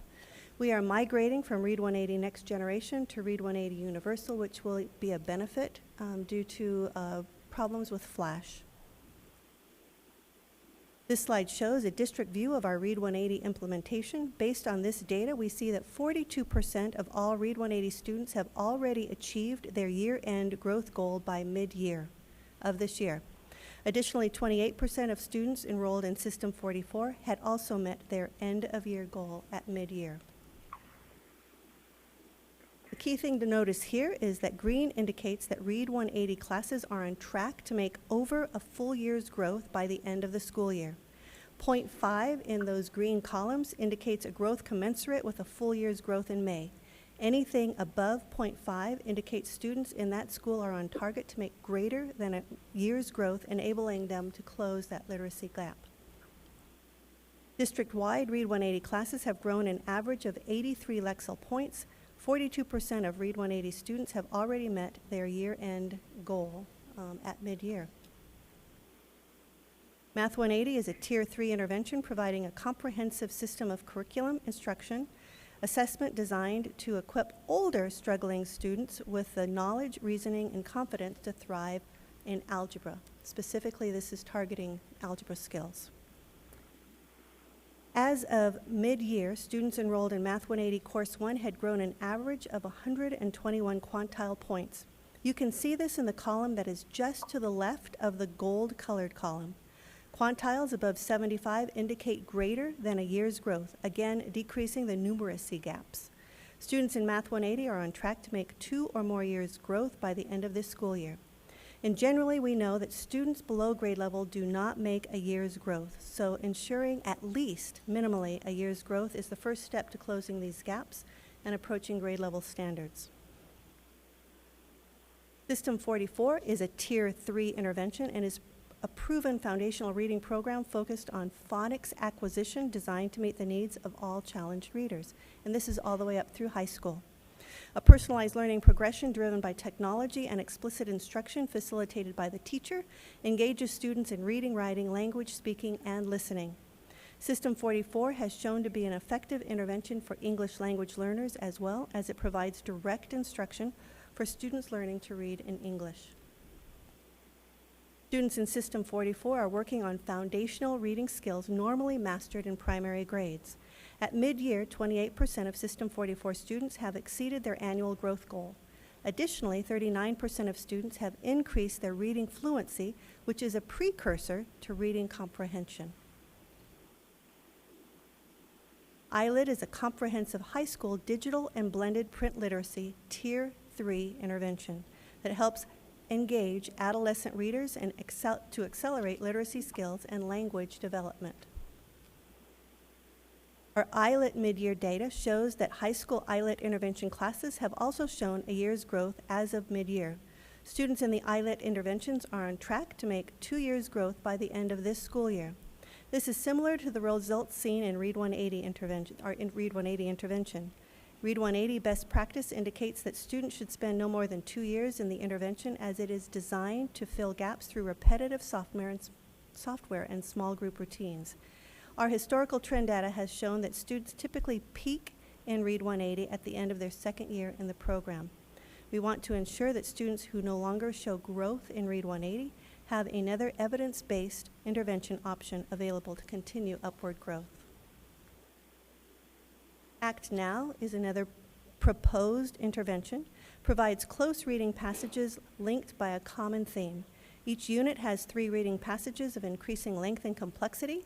The texts expose students to a wide range of genres and text types which are consumable to encourage annotation on the page. Collaborative conversations build speaking and listening skills. Act Now is aligned to grade-level essential standards to support Tier 2 instruction. Act Now, which is a Tier 2 intervention, supports students who need additional time and practice with grade-level standards. AMP, or Accelerating Maximum Potential, is a complete Tier 3 reading intervention system for striving middle school students reading 2 years below grade level.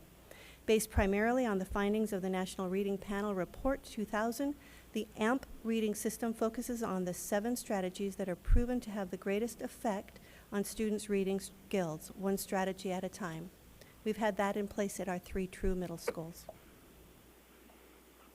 Based on mid-year data, AMP has shown an average of 72 Lexile point gains. Mid-year data is on track to surpass a year's growth by year's end. The pilot has shown that AMP is an effective reading intervention for middle school students, so this intervention will be available for schools to check out for middle school. Capit Reading is a competency-based digital instruction tool that advances learners in phonics as they demonstrate mastery and automaticity of foundational skills. This intervention personalizes learning for each student. Capit Reading provides unique visual mnemonics for every letter in the English language to teach letter-sound relations. This Tier 2 intervention works on encoding and decoding in kindergarten. Students are given a word reading assessment in Dibbles mid-year and end of the year. They receive scores for whole words read and correct sound letter correspondence. The percentage increase represents sound letter correspondence. There was an increase in whole words read also. The gains help to ensure more DVUSD students leave kindergarten prepared for the skills to attack reading and spelling. With Capit in all of our schools, we look for significant increases from mid-year this year to end of year 2018. Dreambox is the second intervention we are proposing. It provides an emphasis on integrating teaching strategies that focus on using number sense and conceptual understanding. This intervention strategically increases the learning velocity of struggling students, advances students, and on-level students. The ongoing capture of math gaps in student understanding and filling them ensures that learners understand concepts before moving on to new lessons. This Tier 2 intervention addresses multiple needs as it can be used to fill below-level gaps, provide on-level opportunities, and accelerate the learning of students working above grade level. SIPS, Systematic Instruction in Phonological Awareness, Phonics, and Sight Words, is a Tier 3 intervention that helps struggling readers build the foundational skills and confidence they need to gain reading fluency and comprehension.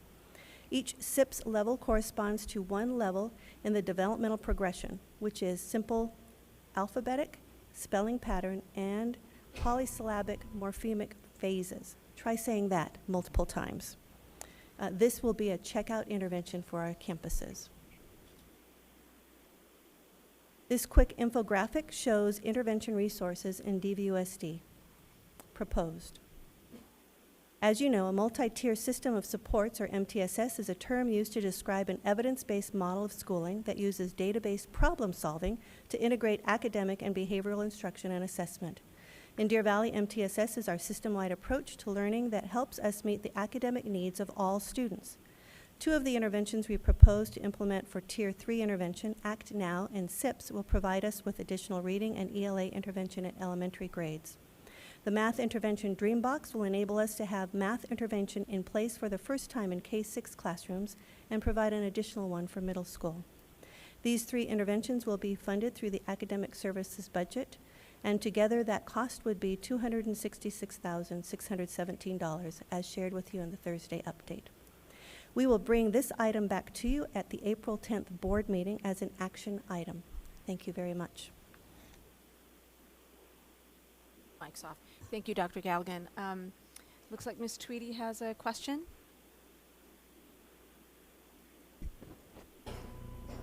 I actually would like more information on ILIT and Read 180 and the populations they're designed to serve and with the research. And then I was also curious,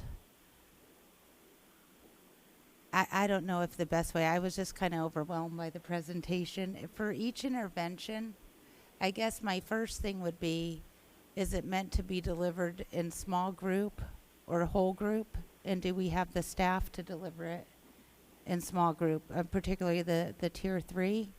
And then do we have projected in here enough site license to serve, if it was Tier 2, the lowest 20% of our students? or I mean, are we developing a criteria for identifying the tier 2 and then providing enough resources, or are we buying the resources and then determining because we would need to? And then I guess I'm concerned it's great, but it's a lot. And are people trained on all of these? What would the professional development look like? Because if it's just so much that people are overwhelmed to use it, I'm afraid that we would be spending the money and it wouldn't get used just because it's so much. And so I guess those are my concerns. Ms. Frank, Ms. Tweedy, let me make sure that I have those. One of them was the population served for ILET and Read 180.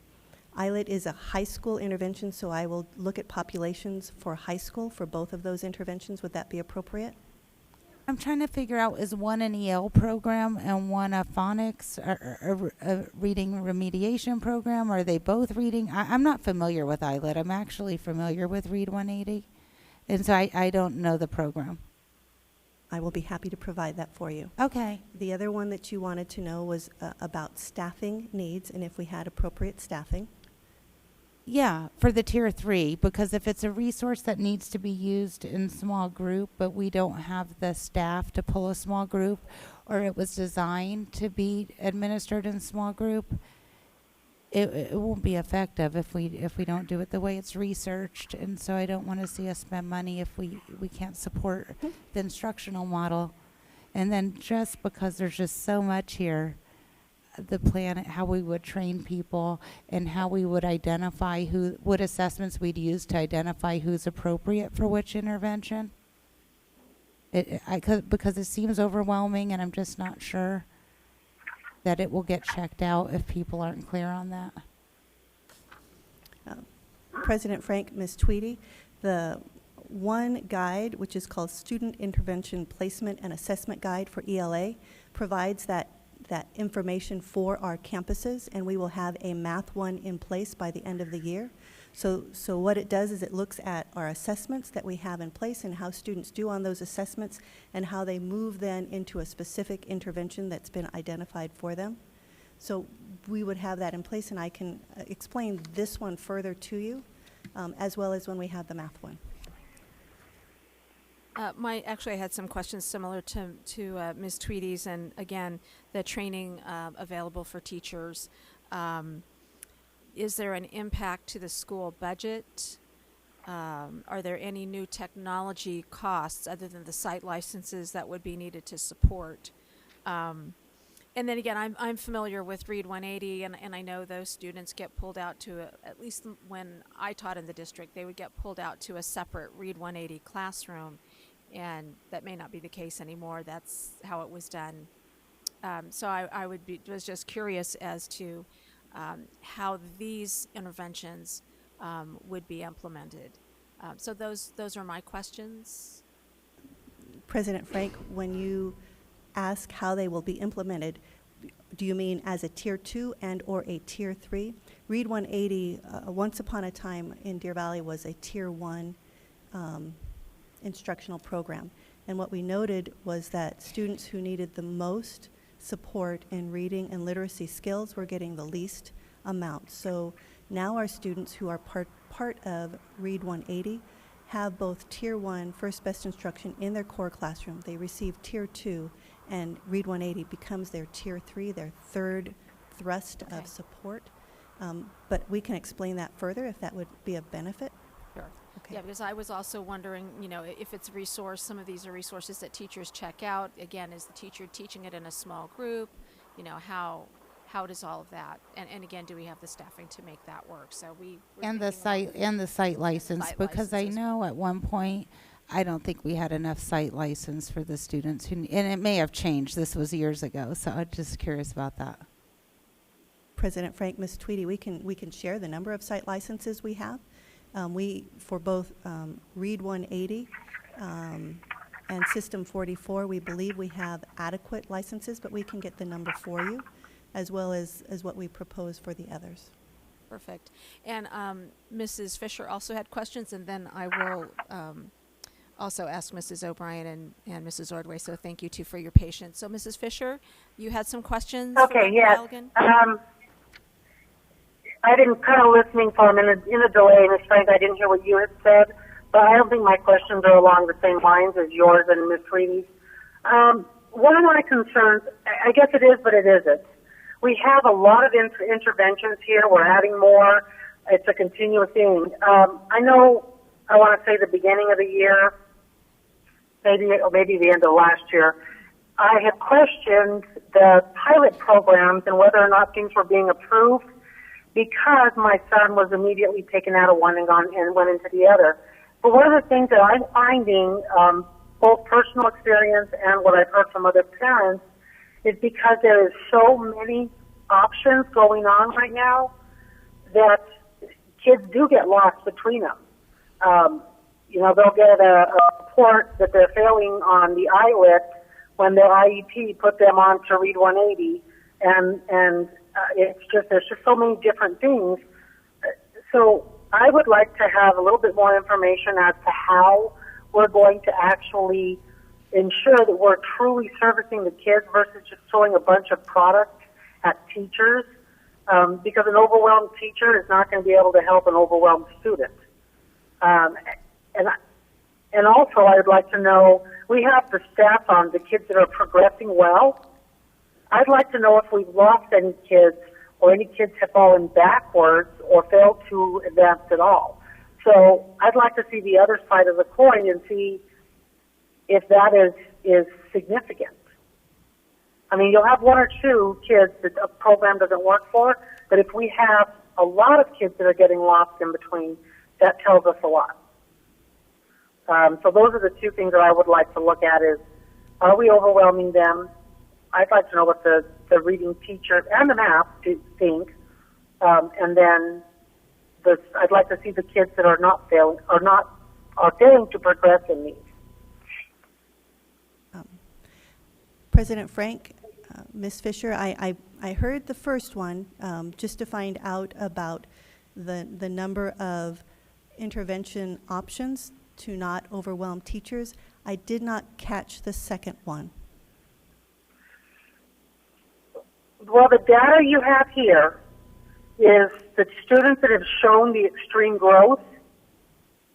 But what about students that have failed to grow or have lost, kind of gone backwards?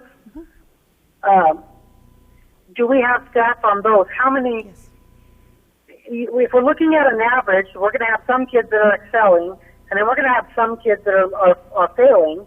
And as these populations move in and out of these programs, are we losing more and just some of our high achievers are changing or skewing our percentages? President Frank, Ms. Fisher, I understand what you're asking for now. So what you would really like to know is the number of students who are not performing in a specific intervention and how we are helping address that lack of growth. Correct. The lack of growth, and is it that they're getting lost between programs, or if we even know what's causing them to either not be growing, or if we even have that data. I just want to know. We will do our very best. Okay, is there anything else, Mrs. Fisher? Does that? No, I will be back in town tomorrow night, so if Dr. Galligan has any questions, I'll be at the district Friday afternoon. I'm more than happy to answer any questions if I didn't make sense. All right, thank you so much. The audio's a little poor I think on a little bit of distortion on both sides, so thank you. Mrs. O'Brien. Yep. Mrs. Ordway. Dr. Galligan, there's a process, I'm sure you have a process for everything, but listening to my fellow board members, I'm wondering how many of these programs were piloted in response to needs that our teachers, interventionists, and our different experts decided to. How did they decide that these would meet the needs, the various different needs of our students? Because I don't think all of the programs are meeting the needs of each. So when you do give us a report that has 4, 5, 6, 7, 8 programs, I don't believe that we're expecting them to be used for an individual student. They're there to meet the variety of needs that our kids have. President Frank, Ms. Ordway, we actually look at multiple intervention programs, and we winnow them down based on this particular bit of information, which is from ESSA on evidence-based and looking at which programs actually provide those 4 criteria.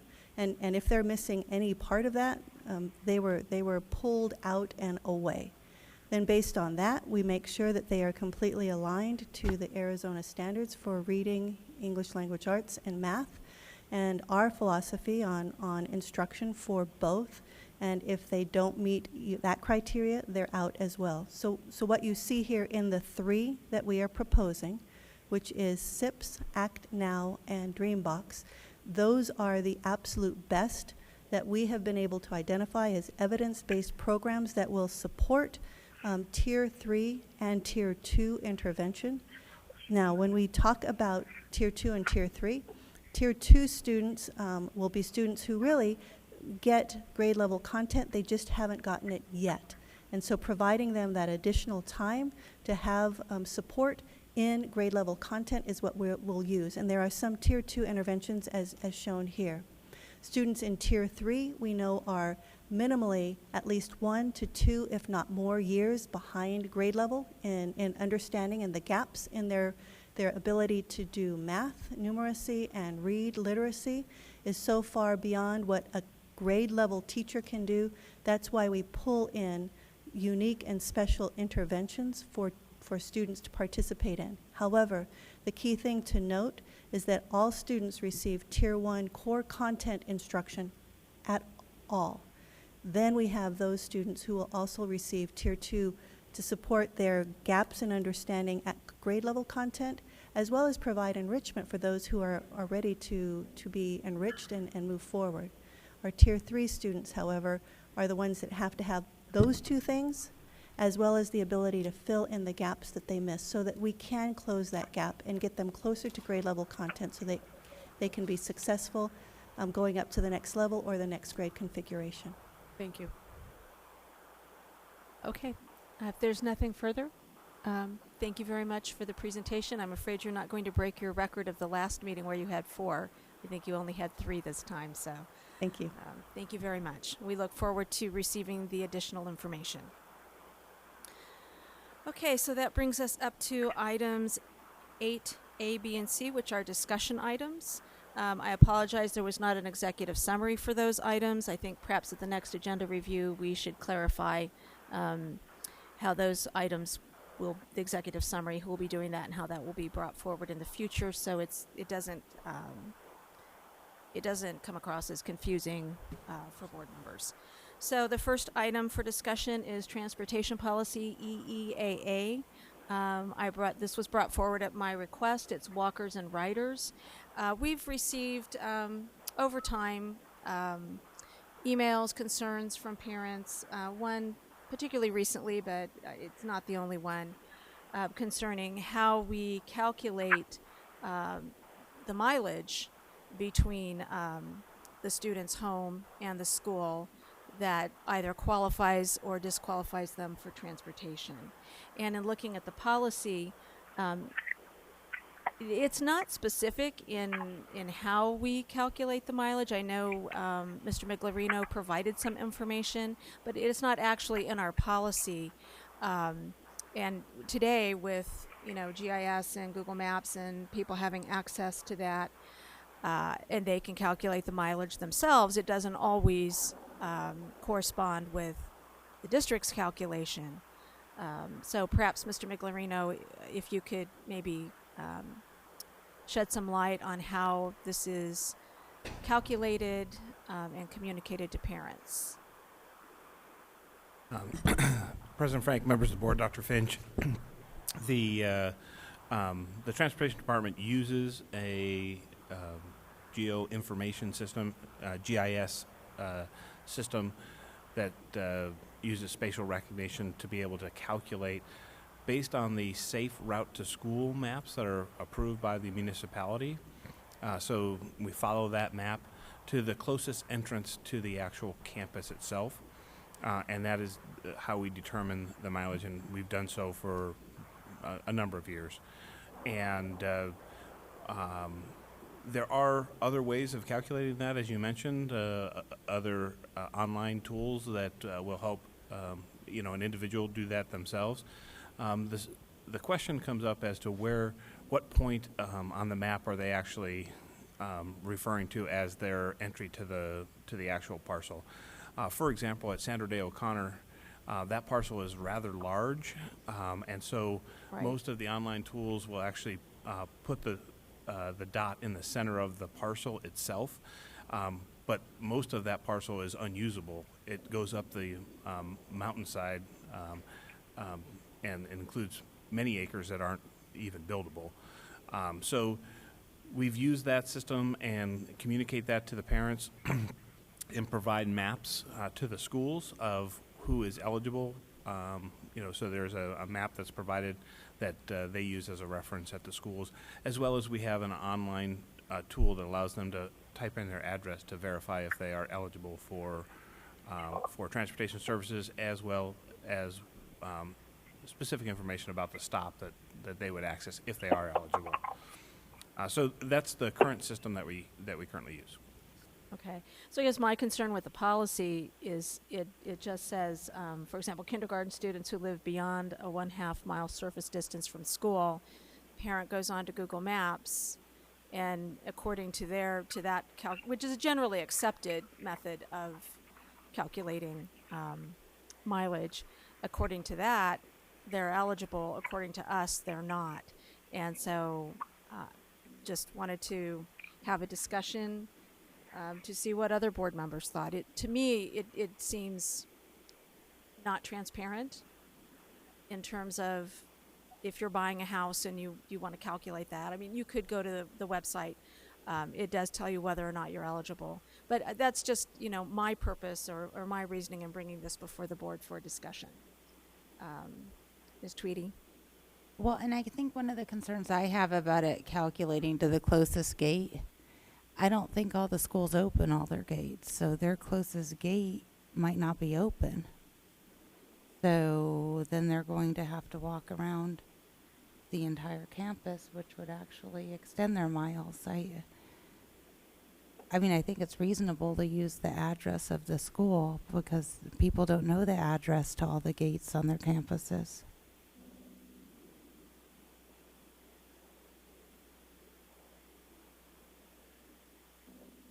Thoughts from other board members or Dr. Finch? Mr. Brigler, you mentioned earlier something about a safe route. What does that mean? A safe route that's approved versus maybe a Google map, which might find the shortest distance. President Frank, Dr. Finch, so the municipalities for each of our schools identify what would be the safe route in order to help determine all of the school crosswalks that would be necessary for them to identify. Because again, there are public streets that are involved. So the safe school route is determined by the municipality, and we participate in the development of those routes as well. We as a district, including transportation. So I am familiar, at least with the City of Glendale's safe routes. Do those reside anywhere on our websites? Is that information readily available to parents so that you could show them this is the safe route that calculates the distance? I didn't see it, but that doesn't mean it's not there. It just means I didn't find it. President Frank, the safe school routes are part of the maps that we leave with the school as a reference. So I don't know that they're actually developed by the municipalities, right. And so we get them in varying forms, depending on the different municipalities. So I don't even know that we have them electronically to be able to post, if that was the question. Okay, I want to make sure we're being transparent and open with our policy and with parents, and that we're not denying someone transportation who really does live an unreasonable distance from the school. And that we're calculating the mileage to the same spot, because as you point out, O'Connor is a very large campus, so it can vary several tenths of a mile, quarter of a mile, depending on which part you're calculating the distance to. Mrs. Ordway. Mr. Miglerino, is there a way to incorporate the safe route, or is it already incorporated when you type your address in to figure out where your bus route is and if you qualify? President Frank, Ms. Ordway, it is determined because we have deemed the eligibility has already been determined. So it does not provide the safe route when you type in your when you type in your address, but because the safe school route is used to determine if they are eligible, it determines it based on the safe school route. So that is incorporated in there. So when I put my address in, it tells me I have to cross at this crosswalk, which most likely a safe school route would be longer than cutting through the field and all that kind of stuff. But that's part of the calculation when you put your address in. That's part of our determination. Okay. And what we found is many of the online tools, whether you use Google Maps or some other map, MapQuest, et cetera, you'll get a different response. And again, the parcel at Sandra Day O'Connor is over 200 acres. So most geo-referenced systems are going to put a dot in the center of that, which is not any part of the actual usable campus. So there are, my point being is there are pros and cons of using one over another, and none of them are consistent. Somewhat like life itself. Are we sure, though, that the gates are actually open, that it's being calculated to? Because, as you pointed out, the campuses are big. So if it's calculating to a gate that's locked or not supposed to be entered by a student because it's a bus gate or something. President Frank, Ms. Tweedy, the safe school route determines what gates would be open on a campus. So I wouldn't be able to verify for you this evening that every gate that we calculate actually determines that it's open, or that gate would be open, but it's part of the determination of the safe school route. So they don't choose a gate specifically to determine eligibility or ineligibility. It's part of the safe school route. So the safe school route is intentionally bringing the students to a certain place on the campus. I thought you said the closest gate when you were telling us. That's what. The closest gate to them along the safe school route is what I meant to say if I did not clarify that. Okay, well, go ahead. I just want to add, remember we had a discussion probably a month ago about sending students to under-enrolled campuses. And I know we also talked about scanning software that could determine how many seats are light on a bus, etc. And that's a big dollar amount. We know that much. But I thought the concept was revolutionary. That's a great idea. And if we could find a way to make that work. For example, if you are just outside of O'Connor, for example, and you are not eligible for busing, but if you suggested in the meeting that, well, what if we sent you to an under-enrolled campus and we would come to your house and provide transportation? I just think that's a great idea. What the cost of that and the ability to pull that off is another thing, but that would help solve these problems as well. Something to think about.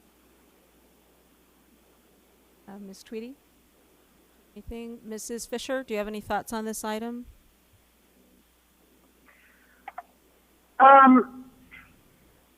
I guess the only comment I have is that we need to find a stable and sustainable way to look at transportation in general, where there are too many ways to calculate it. And I understand the safe schools route, but sometimes even that is off. And if our public is not sure and we're not sure, that's when we start getting a lot of comments and questions about why they see half-empty buses, or why is there a bus across the street but my kids aren't eligible. I just think we need to take a better look at it. and possibly maybe have even transportation come in and explain this is what we do and what it looks like. Maybe we're just not understanding. Okay, thank you, Mrs. Fisher. So I personally, I would like to see more information if it's possible to see the safe school route maps. I mean, I don't want to create an additional burden of work, but I would like to understand better how this is working, and then also perhaps craft a way to better communicate this to our parents, to provide better service to our parents. Is it something that we could the additional information be provided in the Thursday update regarding the safe routes that we use? I think based on what I've heard my fellow board members say this evening and looking at our transportation services policy, and I've Googled some addresses in the past as well, I think what we have is really just an education issue here in my mind. And so if we could be a little bit more transparent and educate ourselves as well as our community and parents, I think that would be a good service for all of us. Thank you. Thank you, Mrs. O'Brien. So it sounds like, at least for the near future, some additional information shared in a Thursday update. Is that everyone in agreement? Okay. All right, thank you. So moving on to item 8B, policy BEDBA. Pull that one up really quickly. Board docs. Okay, and the purpose for bringing this item as well as the item 8C consent agenda really came from some of the confusion in the last board meeting, or we didn't seem to have a general understanding of how consent agenda items should be handled, and also as well as because the board meeting was changed, there was a situation where information that had been previously uploaded onto board docs was revised and then uploaded less than 24 hours before the meeting. So I don't know that this requires a change to policy or just a common understanding amongst administration and board members. But it is difficult once something has been uploaded, and for me anyway, when you receive the email that it's been uploaded, and I look at it over the weekend, and I might not look at it again before the meeting if something's been changed and I haven't been notified. That I think was the root of the problem with the consent agenda last week. So the purpose of bringing this forward, I just want to make clear, isn't to point fingers or blame anybody. It's just to help us improve our processes so we don't end up with this type of situation again. Ms. Tweedy. I would like to request, and if it could be an agreement versus a policy change, if any supporting documents are attached to an agenda and somebody makes a revision, even if it's more than 24 hours in advance, I would like an email telling me exactly what's been changed so I can go back and look at it, because it really puts me in an uncomfortable position when I realize halfway between in the middle of the board meeting that I don't actually know what I'm going to be voting on, and then I can't vote, and then it inconveniences people who needed that to pass. So I don't know if it's a policy change or, I mean, obviously the 24 hours is already there, but there's no requirement in this policy to notify us if something's changed after it's posted on the agenda. And so I don't reread everything 24 hours. If someone were to take it down and change it, I wouldn't know. So I really need to know what I would like an email, and I would like highlighted what's changed in the future. Sure. I would say that's fair and reasonable. It wouldn't be a problem. Usually it's a mistake. Somebody catches a mistake. Right. Or wants to fix a mistake. So, yeah, we can notify you if we fix a mistake. Obviously, it's not a substantial change. Hopefully not a substantial change. But it's usually a mistake somebody catches. Right. It was a process error, but the only reason I bring it up is I just want to make sure that we all have a common understanding. And I'd like to thank Mrs. Taylor for sending the email, because we did have a change to the agenda over the weekend, and I appreciate that you sent the email to all board members so that everybody knows what's on there. So, yes, Mrs. O'Brien, did you have something further to add? No, I Mrs. just said Ordway? thank you. Okay. Mrs. Fisher?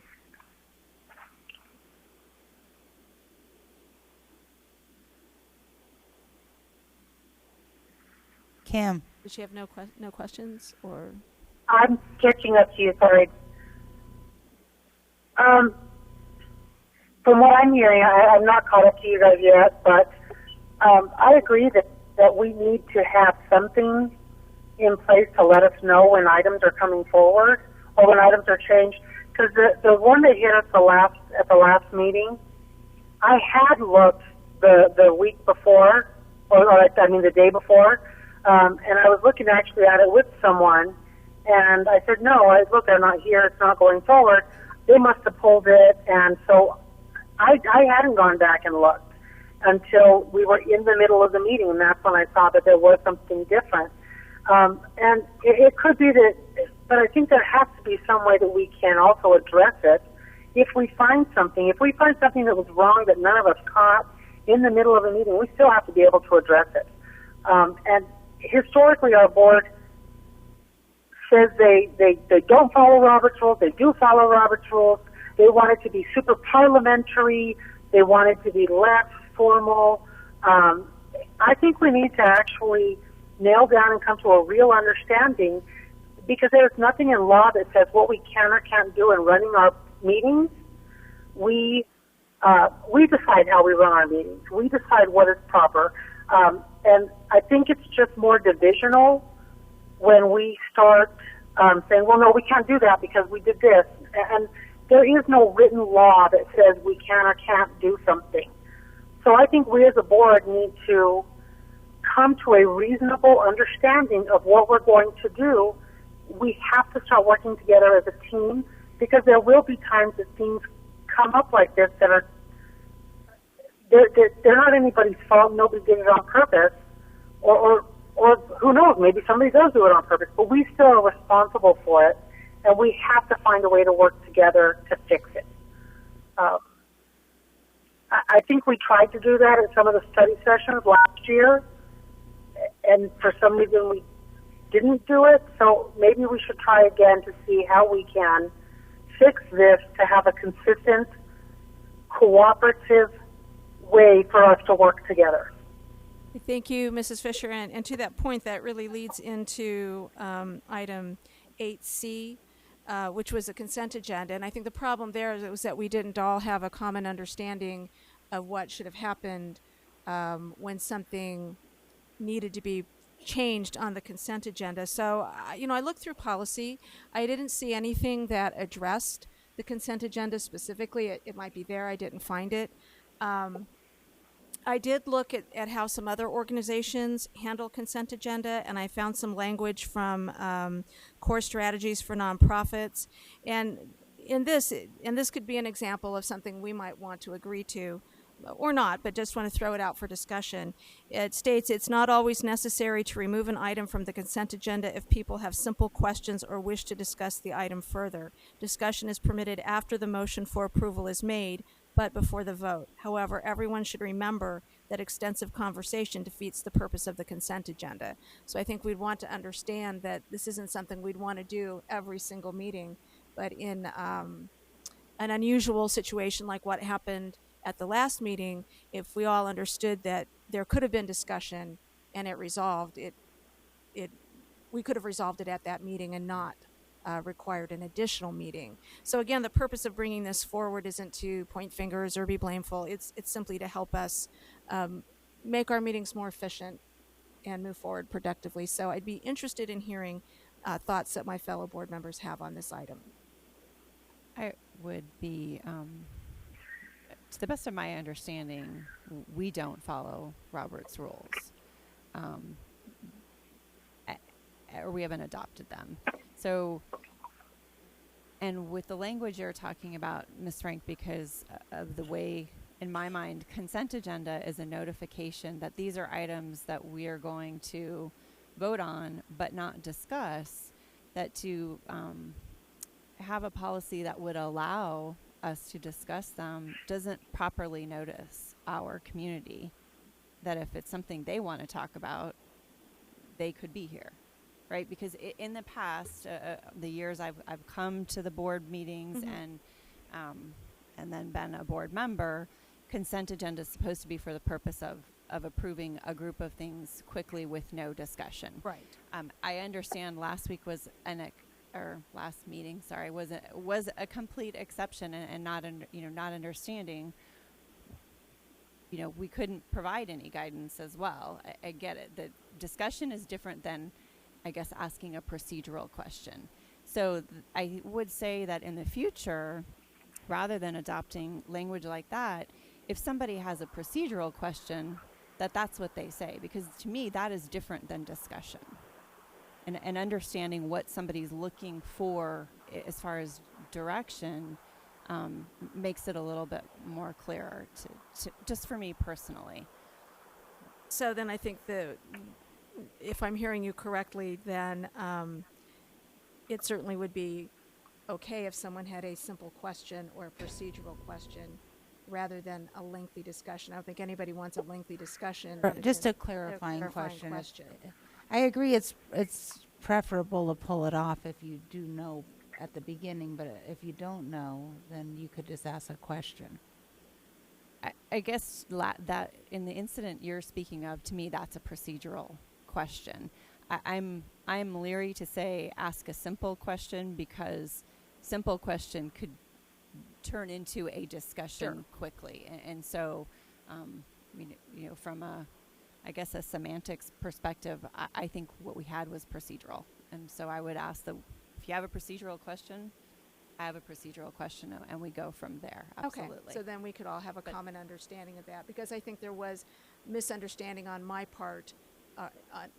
I said let discussion, and you took that to mean one thing, and I intended it to mean something else. So it was a miscommunication. Absolutely, it's unfortunately I learned the hard way last year. Words really matter when you're writing, when you're doing legislation. So I'm sometimes a little bit more picky about my words than maybe I need to be. Apologize for that.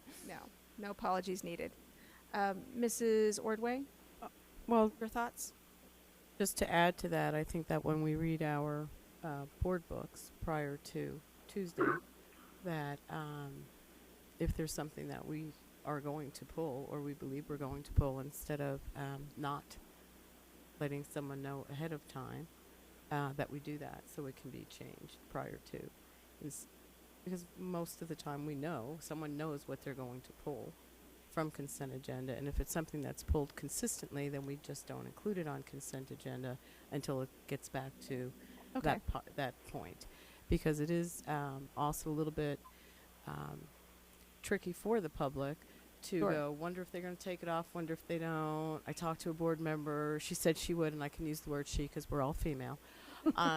She said that, she would do that, but that doesn't let everybody else know that this is going to be something that we're going to have a conversation. So I would urge each of us to read and share that this is what's going to happen. Okay, thank you. Those are excellent points. And I'll just ask Mrs. Fisher if she had any final thoughts to share.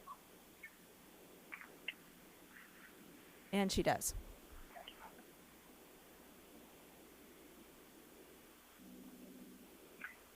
Thanks for texting me, Kirk, because I am very delayed. I guess what I'm kind of wondering, because I'm listening, and I listened to Ms. O'Brien talking about whether it's just a procedural. My concern is if we're thinking it was just procedural, then you ask a question, and it turns out that in this case something was incorrect on the agenda. We have to have a way to fix it. So it's not really just asking a question. We also are at the point where we say, I have a question. These aren't supposed to be on there. We still have to have a way to pull them off. Had we voted at the time and said, then there is no do-over. We voted. So there still has to be a way to address it. Mrs. O'Brien? I believe that had, I don't remember who, it was Miss Tweedy, thank you, that had that question. Had we known it, had she been able to ask her procedural question prior to the vote, we would have been able to pull that those things, or make an amendment to the motion to approve everything but those couple of things. We would have been able to do that because there would be the opportunity for a board member to say, I have a procedural question. We would address it before a vote. Right? Correct. Is that, I mean, that's what I was trying to communicate before. And so you would do those procedural questions prior to the vote. But once a vote's done, we don't have an opportunity to undo it. It has to right? be brought back at another meeting. Correct. Which is what Okay. we had to do Right. with the last meeting. Okay. So then I think it sounds like we all agree that procedural questions will be allowed on the consent agenda, and then a motion for an amendment can then be made. Okay. Anything further, Mrs. Fisher?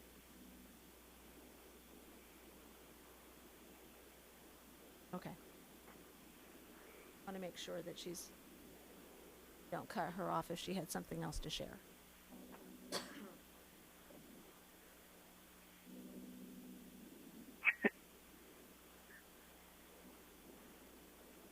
Okay, so I just want to say that the board is not all allowed to go on vacation all at the same time, and then everyone calls into the meeting telephonically. That would be a nightmare. I I actually guess had the that other, once. I guess the only final thing I'm saying, because I'm kind of listening to Miss O'Brien at the same time, what Miss Tweedy was trying to do at the meeting was to change that or do that procedural change. We said there was something wrong. She wanted to do that, and she was quickly scolded and told she could not do that. So I think we just need to come together to I guess with a way for us to maybe listen to each other a little bit better, because I do believe exactly what Miss O'Brien just described is exactly what Miss Tweedy was trying to do and was quickly told she couldn't, which is why we just voted no. Because at that point we felt that, at least I felt that there was no other option. Correct, and thank you for those thoughts. Hopefully, through the discussion, we all have a better understanding and have reached some consensus on how this might be handled in the future. It doesn't sound like there is a need for a policy change. So, in the interest of time, if we need to bring this back, certainly at another meeting we can. But in the interest of time, and we do have some public comments, I would go ahead and close out this item, unless, okay. All right. So that brings us to public comments. We have 4 speakers. I will call you up, when I call your name, come up to the podium, and we'll just have you guys make a line. It will be a little more efficient time-wise. And I will do my best to pronounce your names correctly. But apologies in advance if I miss. So Stacy Sham, John Collins, Stacy Fox. Okay, these have been easy so far. Stephanie, is it Kalins, or Collins? So many possibilities. Okay, so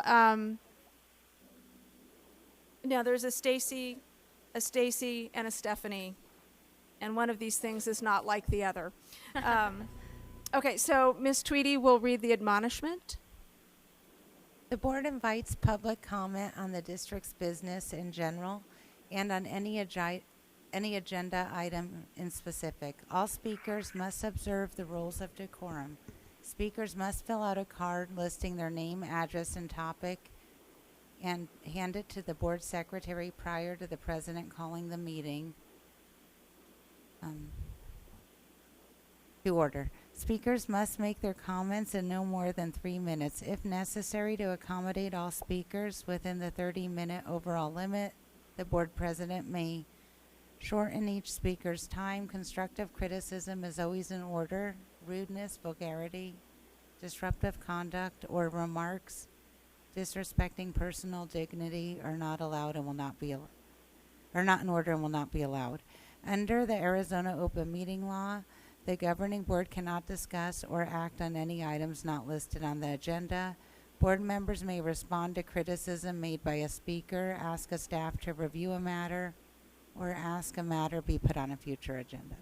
So just to clarify before the timer starts, you do have 3 minutes, and in the interest of time, if you still have more to say after the time limit is up, then I would invite you to reach out to board members and provide any additional information that you feel we may need that you did not have an opportunity to say.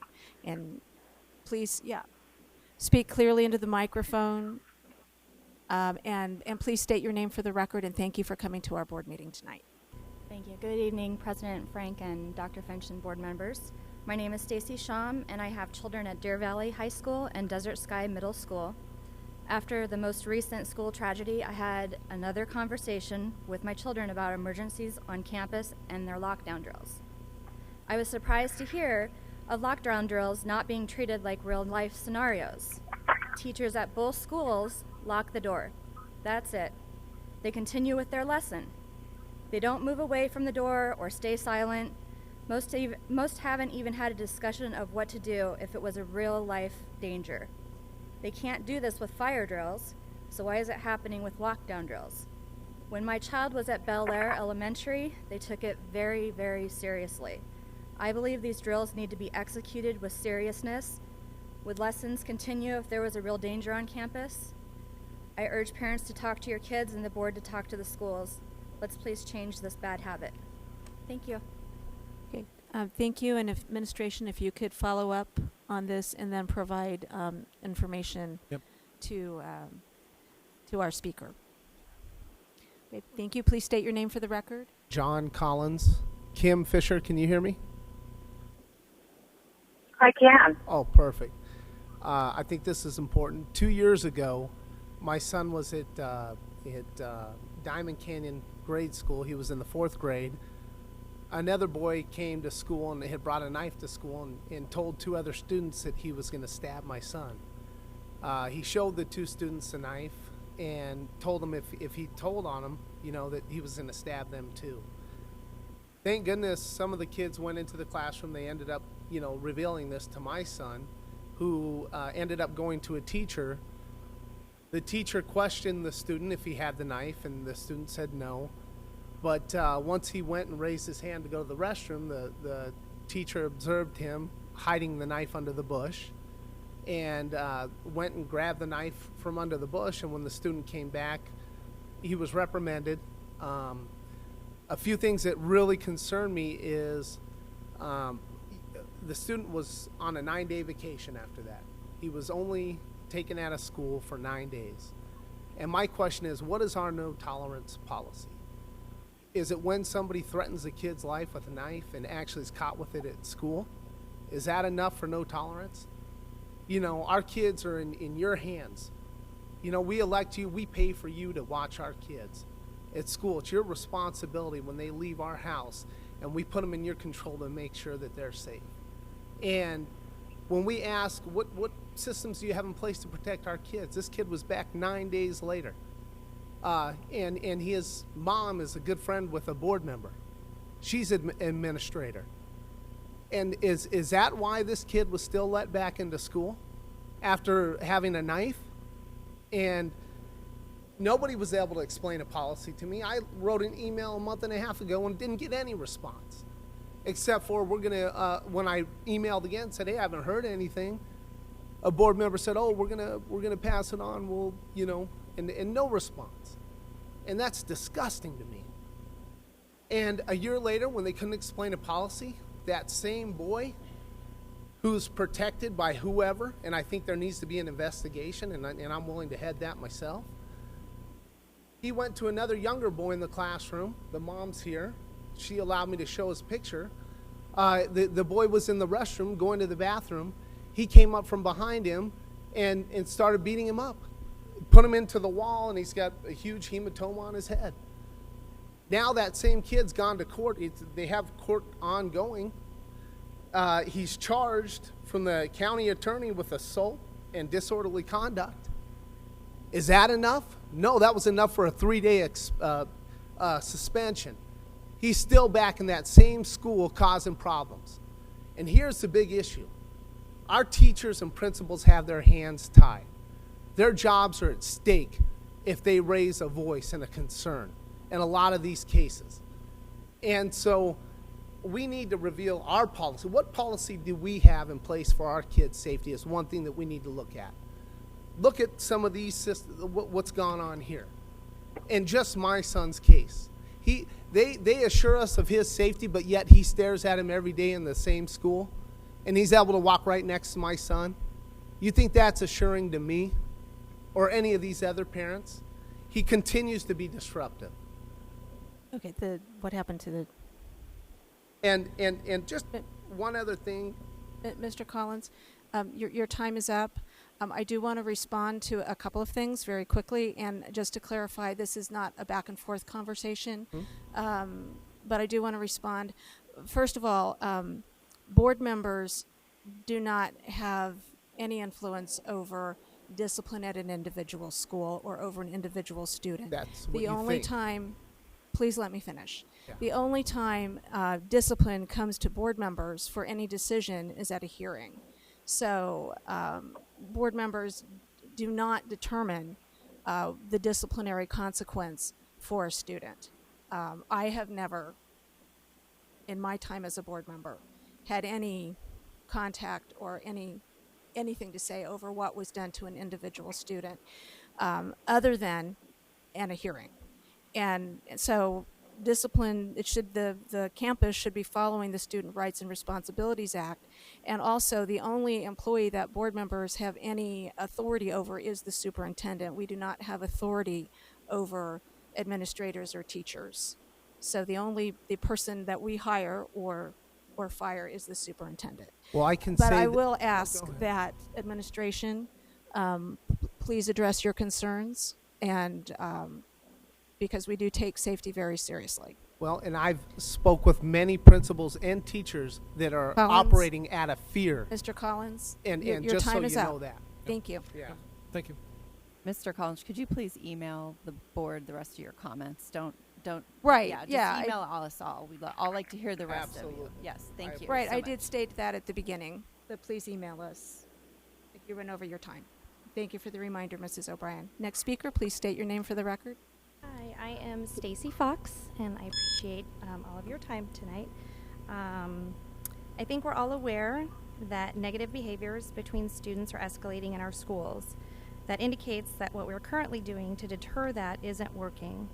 According to the Students' Rights and Responsibilities Handbook, quote, policies expressly prohibit behavior on district property that will disrupt the education process and or damage the dignity, self-esteem, integrity, and safety of an individual, end quote. This is a wonderful and important segment to have included in our handbook. It alludes to zero tolerance for harassment and bullying, but that's not the case. Currently, under our discipline guidelines, the consequences for these behaviors are listed as an incredibly wide array of options, from a mere conference all the way to expulsion. The determination is left to the discretion of the campus admin. This leaves the consequences open for personal opinion, interpretation, and manipulation. So what does that look like in the school setting? Under current guidelines, a student can have their picture secretly taken, posted on Snapchat, where many other students may chime in negatively, then be harassed in class by the same person, and then continued to be harassed by all who saw the post. And when that person is reported, they're merely given a conversation. Although I agree a conversation is important to increase understanding, alone without punishment, this does not deter behaviors, wherefore does not provide a safe environment for our students. This is a direct contradiction to my initial statement of rights taken from the handbook. The current guidelines are not effective. Students know that there will be no or very little consequence, therefore you end up with a large number of repeat offenders and nothing to deter them.